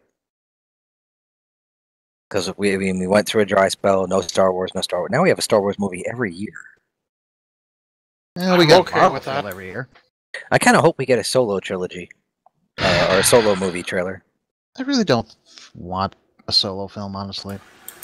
There's only one reason I want a solo film, and that is because I want it to be successful, And I want to lead to the film that I want. Lando. Obi-Wan? Oh. Lando. Chewie. Wolfie? No. It is not Palpatine. Stop that. You are bad. You should feel bad. He's sending us a comment here. Rey's lightsaber stuff from Force Awakens mimics Palpatine's stuff from Return of the Sith almost exactly. No, She you're was bad. untrained. She was flailing. She was flailing. Flailing. I don't know. That was some pretty accurate flailing. Well, to be fair, she knew how to use a staff. Yes, I know. Yeah, I'm just trying to picture her suddenly doing what Palpatine did, the roar and the spinning in the air thing. You know what I'm actually... She purchased the High Ground DLC. I have the high ground. Thank you, EA. The fight I'm actually looking forward to in The Last Jedi is the Finn Phasma fight. Yes. I am looking forward to that more than any lightsaber battle. I want to see Phasma do something. Yeah, well, really. supposedly she does in this movie, doesn't she? Yes. So, do we think Finn is connected to the Force, or was that just his stormtrooper training that let him fight? Dumb luck. Dumb luck. Well, I believe he's Force sensitive. I don't believe he's Force sensitive enough to be a Jedi. But if you read... I would think his reaction in the village would suggest he's Force sensitive on some level. Yeah, but if you read, like, Before the Awakening, he is a certified badass. Yes. He really is. Now, essentially, if it wasn't for the fact that he has a conscience, he would be a bloodthirsty killing machine. do you realize that Poe wasn't supposed to survive? I know. And he turned out to be so dang popular. And yeah, but it was just like, he was supposed to be just there and die. And I was like, well, that's kind of crappy. But then they brought him back and turned him into a Gary Stew. Seriously, he was an ace pilot over and over and over again in that one little scene. He didn't miss a single shot. And I was like, well, he's got to be Force sensitive, because he outflew Luke Skywalker and Anakin combined. And Anakin was supposed to be like this incredible pilot, and Luke is supposed to be this incredible pilot, but that's due to the Force. Yet here comes Poe Dameron, who literally shoots down not only ships out of the air, but strafes the ground, never missing a trooper. He was born under a Force tree, so... I guess. Well, I mean, in the books, Wedge is almost as good as Luke. And it's a shame he didn't come back. Probably better later, since Luke doesn't practice and Wedge is continually in combat. True. Now, going on to things that we wish were there and things that... the Lando thing is still bothering me, and I don't know why. The dude was a hero. He blew up the Death Star. Him and Wedge blew up the Death Star, and both Wedge and Lando... Well, Wedge is not there because Dennis Lawson said he wasn't going to come back. And having seen, what was it, when he went to Celebration, this past Celebration, and all of a sudden he was completely overwhelmed by how much love that character still has. He's like, well, if I had known. Well, yeah. I think he always... How could he not know? I think he always kind of thought of Star Wars the same way. Alec Guinness did? Yeah. I don't understand this at all. I'm some sort of lizard, and I wave my hand. And honestly, I think part of the reason we didn't see Billy D is the condition of Han and Leia was jarring enough. True. That, and I don't think Billy D. Williams is 80 years old. He was the oldest cast member. And he's just, I mean, it's great that he's lending his voice to Rebels and to the games and stuff, but I don't know if he's physically fit enough to play that character. I mean, they could have had him on Canto Bight. It's a casino. Something, I don't know. Oh. It just kind of bothers me he's not there. Obi-Wan Kenobi. Apparently, there is a Gary Fisher cameo in The Last Jedi. Get out, really? Yep. Awesome. Oh yeah, they turned the dog into an alien, didn't they? Yep. Excellent. No way, really?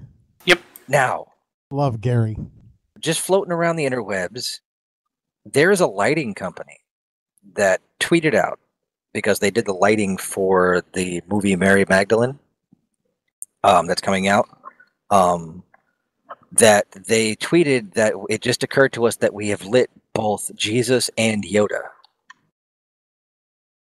The company's too young to have done any work on the prequels. Wait a minute. So I would not be surprised if the Force Ghost of Yoda makes an appearance in The Last Jedi.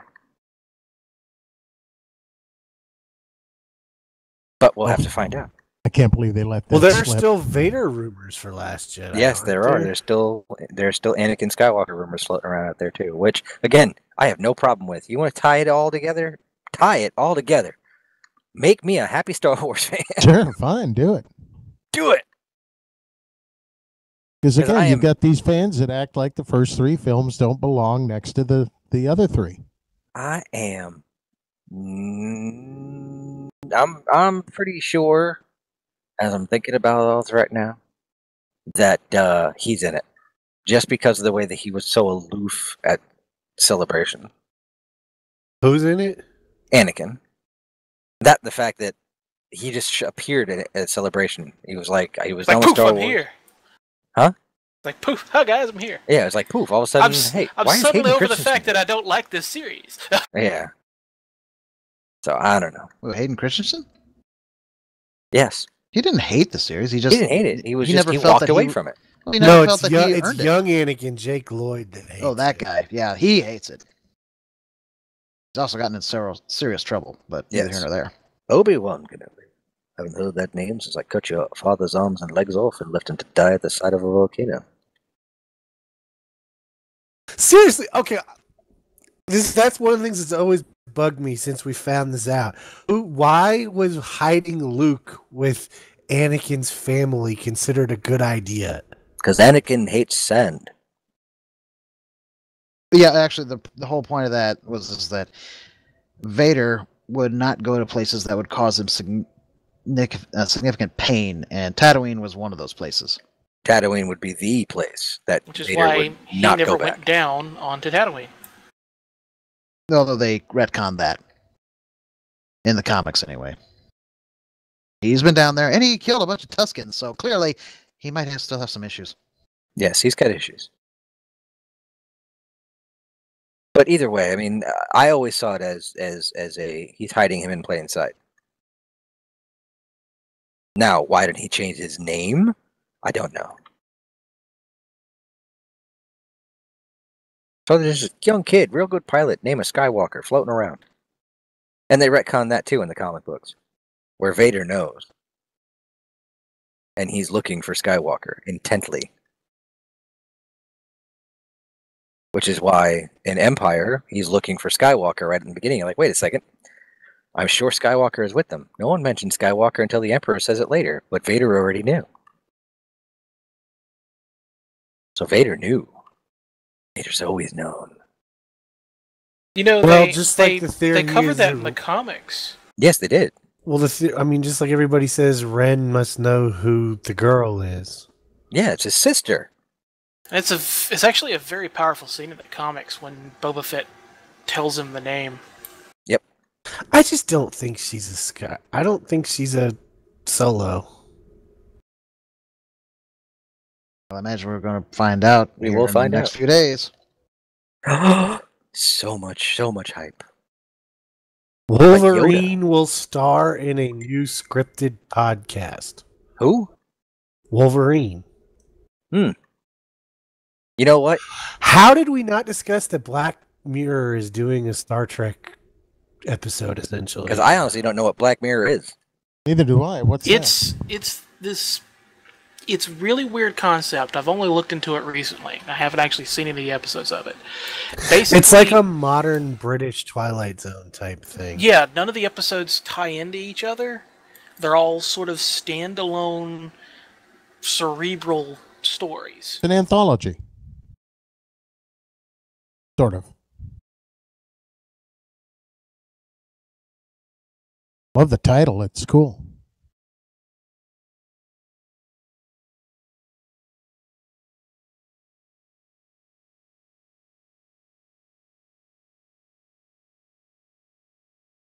Oh, dear Lord. Okay, we need to start a movement against Facebook. They're mistreating Gabe Cohen. Yep, he got banned again. And this time he really didn't say anything. Yeah, Gabe didn't do anything this time. Someone got butthurt over his comment that Shatner might not actually be handling his own tweets. And this butthurt fan got him banned. Over a William Shatner tweet. I mean, cheese and crackers. Come on, man. That's ridiculous. Now. We're closing in on 2 hours. We are closing in. Why? Back to the whole Force Awakens Rey's lineage thing. Why would she hear Obi-Wan's voice? Because he's tied with that lineage, I guess. pretty much hardcore. If she's a Skywalker, she hears Palpatine's voice too, though, doesn't she? She hears Yoda. She hears Obi-Wan. If you watch the closed captions, there's Yoda, Obi-Wan, and possibly Palpatine. I think you hear him laughing. And you hear young and old Obi-Wan. That's yes. Cool. I love the fact that they got the word Rey from just a line from the original Star Wars. Yeah, how cool is that? All they had to do was cut out from, because he said afraid. Yes. The book confirms that she does hear Palpatine. The book. Either way, we'll find out in 6 days, 7 days. I think they're trying to tell us that she's a gray Jedi. They're really pushing that as it is, both in Rebels and in this coming film, because we got basically the gray Jedi book there sitting on what was his name in Rebels? The Bendu? Bendu. It's literally on the same kind of plates as the Bendu. Yep. Well, if Luke's dialogue from the trailers to be believed, she's not going to be a Jedi. Yeah, well, we know that's not true because we see her actually training, so there we go. That doesn't mean she's going to be a Jedi? She's going to be a Jedi. They've already basically kind of confirmed that the Last Jedi refers to Luke, not to her. Exactly, so she's not a Jedi. No, as in, he's the last Jedi at the start of the film.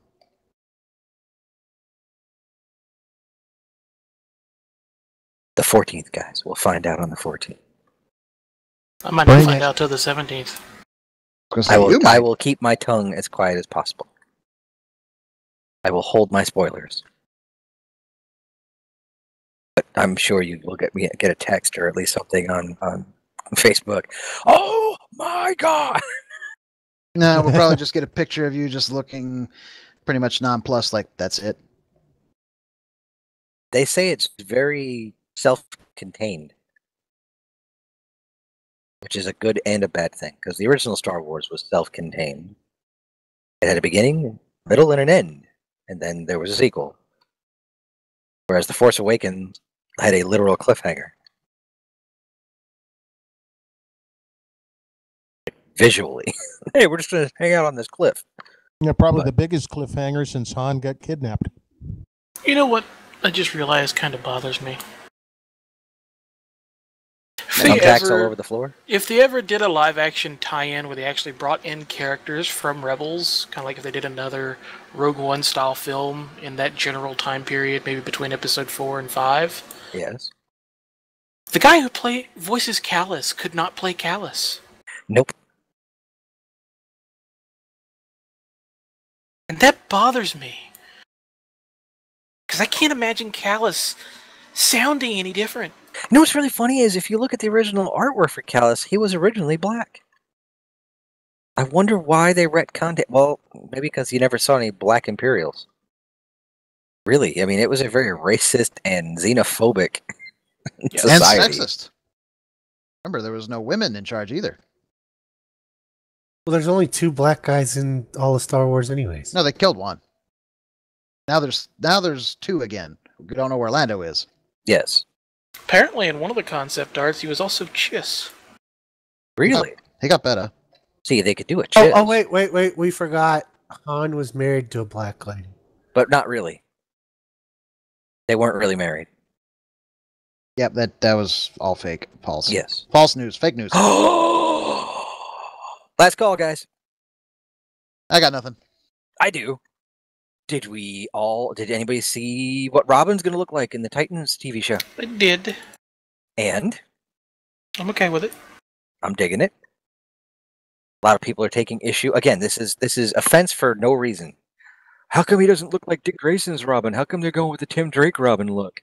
Because running around in shorts is stupid. Thank you. Should I see Last Jedi in 3D or what? No.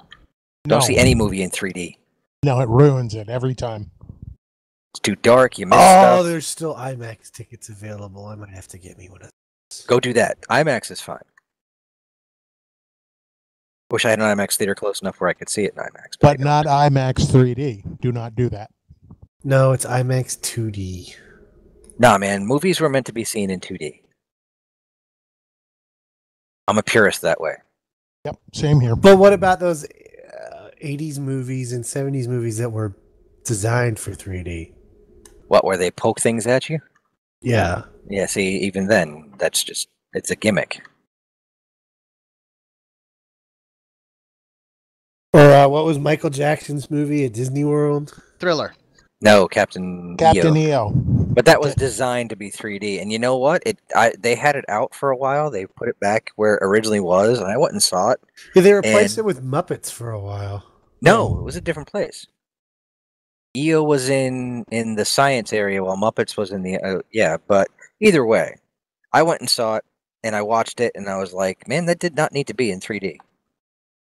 Because it's, again, it's so dark. Everything in 3D is so dark. It's the only attraction where that works is Terminator 2 3D over at Universal. Spider-Man works pretty good too. Yeah. But again, Spider-Man was designed to be in 3D, and you have to see it in 3D. Right. But yeah, I mean, movies and stuff, unless they're shot in 3D, the whole conversion thing, it always ends up flat. And yeah, I sit there and I say I'm a purist when it comes to films and stuff. I have a 4K television that you can't dumb down enough. So I've just gotten used to everything looking like it's a soap opera. You can't dumb it down enough. And actually, I've gotten so used to it that I'm sure other people find it jarring when they first see the TV, but I've gotten so used to watching movies hyper clear, it's disturbing. My last call is going to be an image of the most badass stormtroopers you will ever see.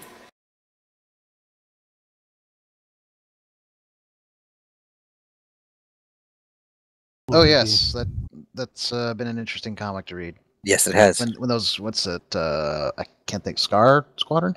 The Clone Force 99. Ooh, yeah. That's no, really they actually have they have a squadron name. Trooper. Well, from what I understand, they are not standard in any way, shape, or form. None of them are. Yeah. He's really wide. Aren't they like a little touched? What I read is they're based off Bad Batch, which was Clone Force 99. Yes. And Bad Batch was basically clones that had personality and physical issues in the cloning process that made them uniquely qualified for certain aspects of their job, which was really interesting because usually clones that were defective in this particular case, because that's what the Kaminoans would have said, were disposed of. But in this particular case, they proved to be very valuable. So my guess is they probably are. That was one of the saddest scenes in Clone Wars, is when 99 died. Yeah. And that's actually one of the things, when I was reading up on what the would-be season that we didn't get, I love the fact that Bad Batch named themselves after 99. Yep. That was so sad.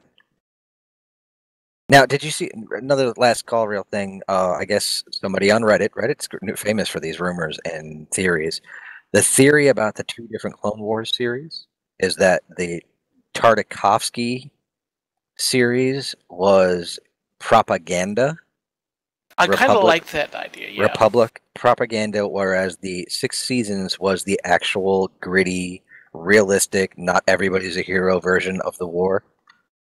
I kind of like that. Where Tartakovsky's was everything was so great, and the heroes were always these shining knights in armor, and they could do no wrong. Yet in the Clone Wars series, it was just dark and things were bad. And I mean, that whole arc with the General Krell, where he was, that was just vicious. But that was it. That's it for me. Anybody else got anything? I'm building a lot of models right now. That's about it. Building a lot of models for the film. Building a lot of models. Doing a lot of practical work for that. Yes, I am. Oh. Yes, I am. Now, I'm hoping I can make it work.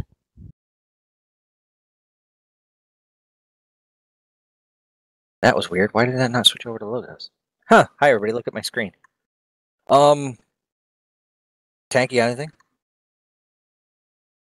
No, not really. I guess the only thing we can mention, Star Trek Online is going to be doing its winter event. We actually got news on that, so yeah, that'll be starting tomorrow. More Q stuff. Yes, and we'll be facing off with a Krampus plus what was it, Felkyrie? Cramp Fury or something. No, well, it was the he merged the two together. The Felker, whatever. Feklar. Those guys. Fekleri. So Crampery. So the Klingon Devil and Krampus. Yes. Excellent. Well, no, it's not. It's not just the Klingon Devil, Adam. In Stowe, you've got a race, the Fekleri, that are the origination of the whole Klingon Devil thing. Oh, okay. But Feklar,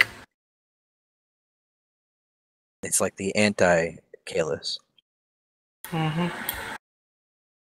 Okay then. Well, we'll be back next week, the day before the opening of Star Wars: The Last Jedi, which I will probably be jumping up and down in my seat. Just like literally waiting for I mean, I don't get to see it till 10:45 the next night, so I'm very upset. Wish I could have got an earlier show, but I'm sure I'll see it at least 3 or 4 times in that week time frame.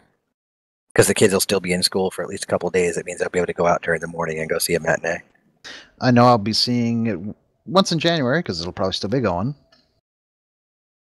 There's a guy that's from El Salvador. Gonna meet him sometime middle of January for the first time ever. So we're gonna go see that.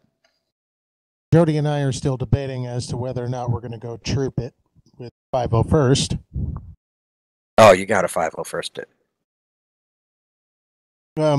We had the last couple times. It was a lot of fun, and you get in for free. Excellent. Oh yes, reserve seats for the 501st. Well, then why would you not? I know. Just need to get yourself a first order outfit. That would be nice. Yeah. And I'm going to work on it right now. I mean, the weight is slowly and surely removing from my body, and as soon as I get myself back down to a situation where I could fit into a stormtrooper uniform without looking silly,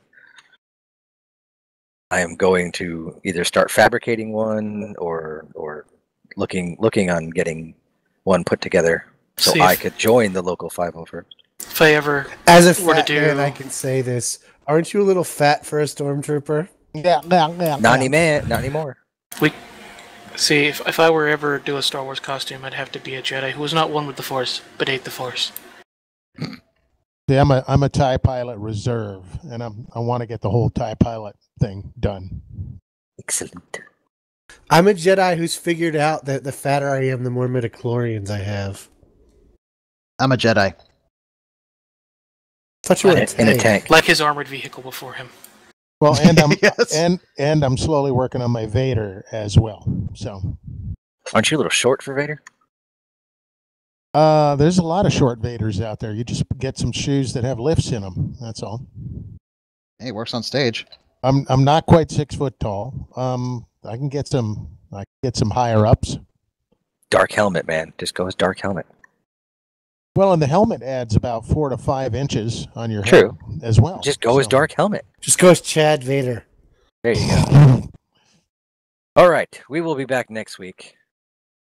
What we're going to talk about? We'll definitely talk about the Jurassic Park and all the hype that they're going to give us tomorrow. Someone's going to start watching The Runaways, so we can talk about that.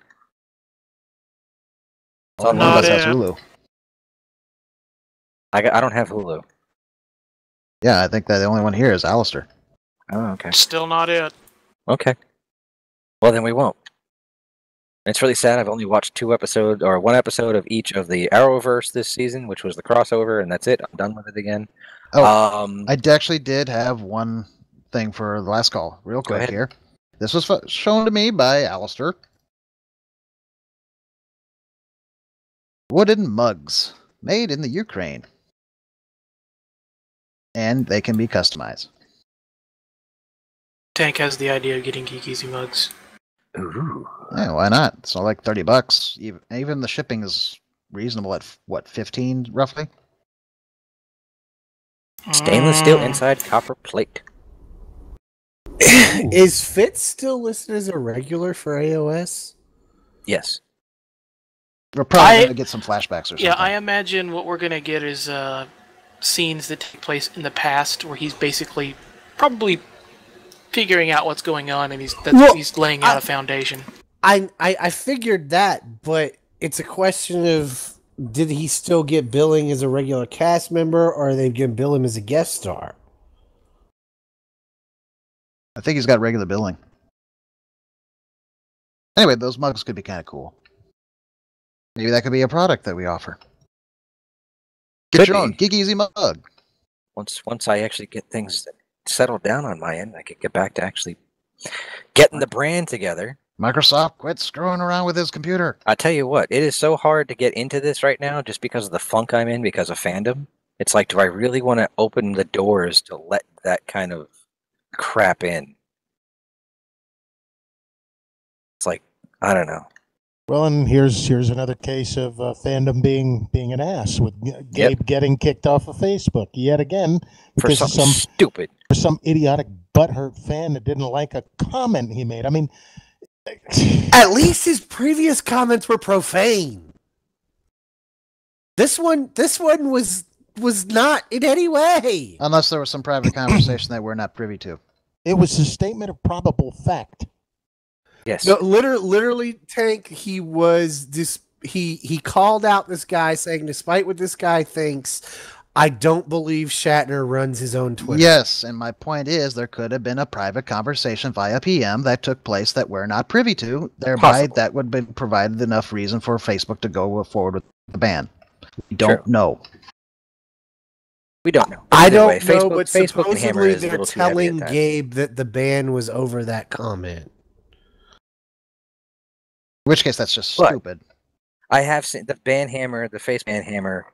Yeah, it's a little heavy at times. Either way, we'll be back next week. We're done for now. And, are we? We are. I do believe we're done. Shut the lights off. We're leaving. Oh, it looks like they might be finally solving the whole Three Jokers thing. Of course they were going to do that. But anyway, moving on. We can discuss it another time. We will discuss it next week, because I got to read those books. I'm behind on my book reading. We've got 2 Harleys. Folks. 2 Harleys, Goodbye. 3 Jokers, 4 Batmen, and a partridge, in a pear tree. And a Jinx. robin in a pear tree. No, it's partridge. It's always the partridge. This is one good last thing to say at the end. The what? YouTube finally realizing, and I'm going to say this because we're at the end, they done fucked up as hiring 10,000 moderators. Even though they claim there's nothing wrong with their algorithm. Yep. Good night, folks. Good night, everybody. Good night. Push on net neutrality. Oh yes, net neutrality. Sign it. Call your senator. Call your congressman. Text him. Email call your him. pizza Something. place. Don't let it happen.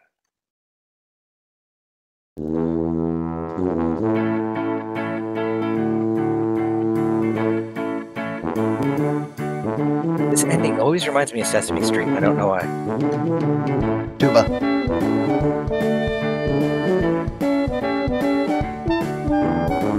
That and the whole outside scene thing at the end. Thanks for joining us at the Geek Easy. We have some big changes coming down the road, but to find out about them, you have to hit that subscribe button. You could also follow us on Facebook and Twitter to find out what's new and what's coming down the road. So do us a favor, subscribe.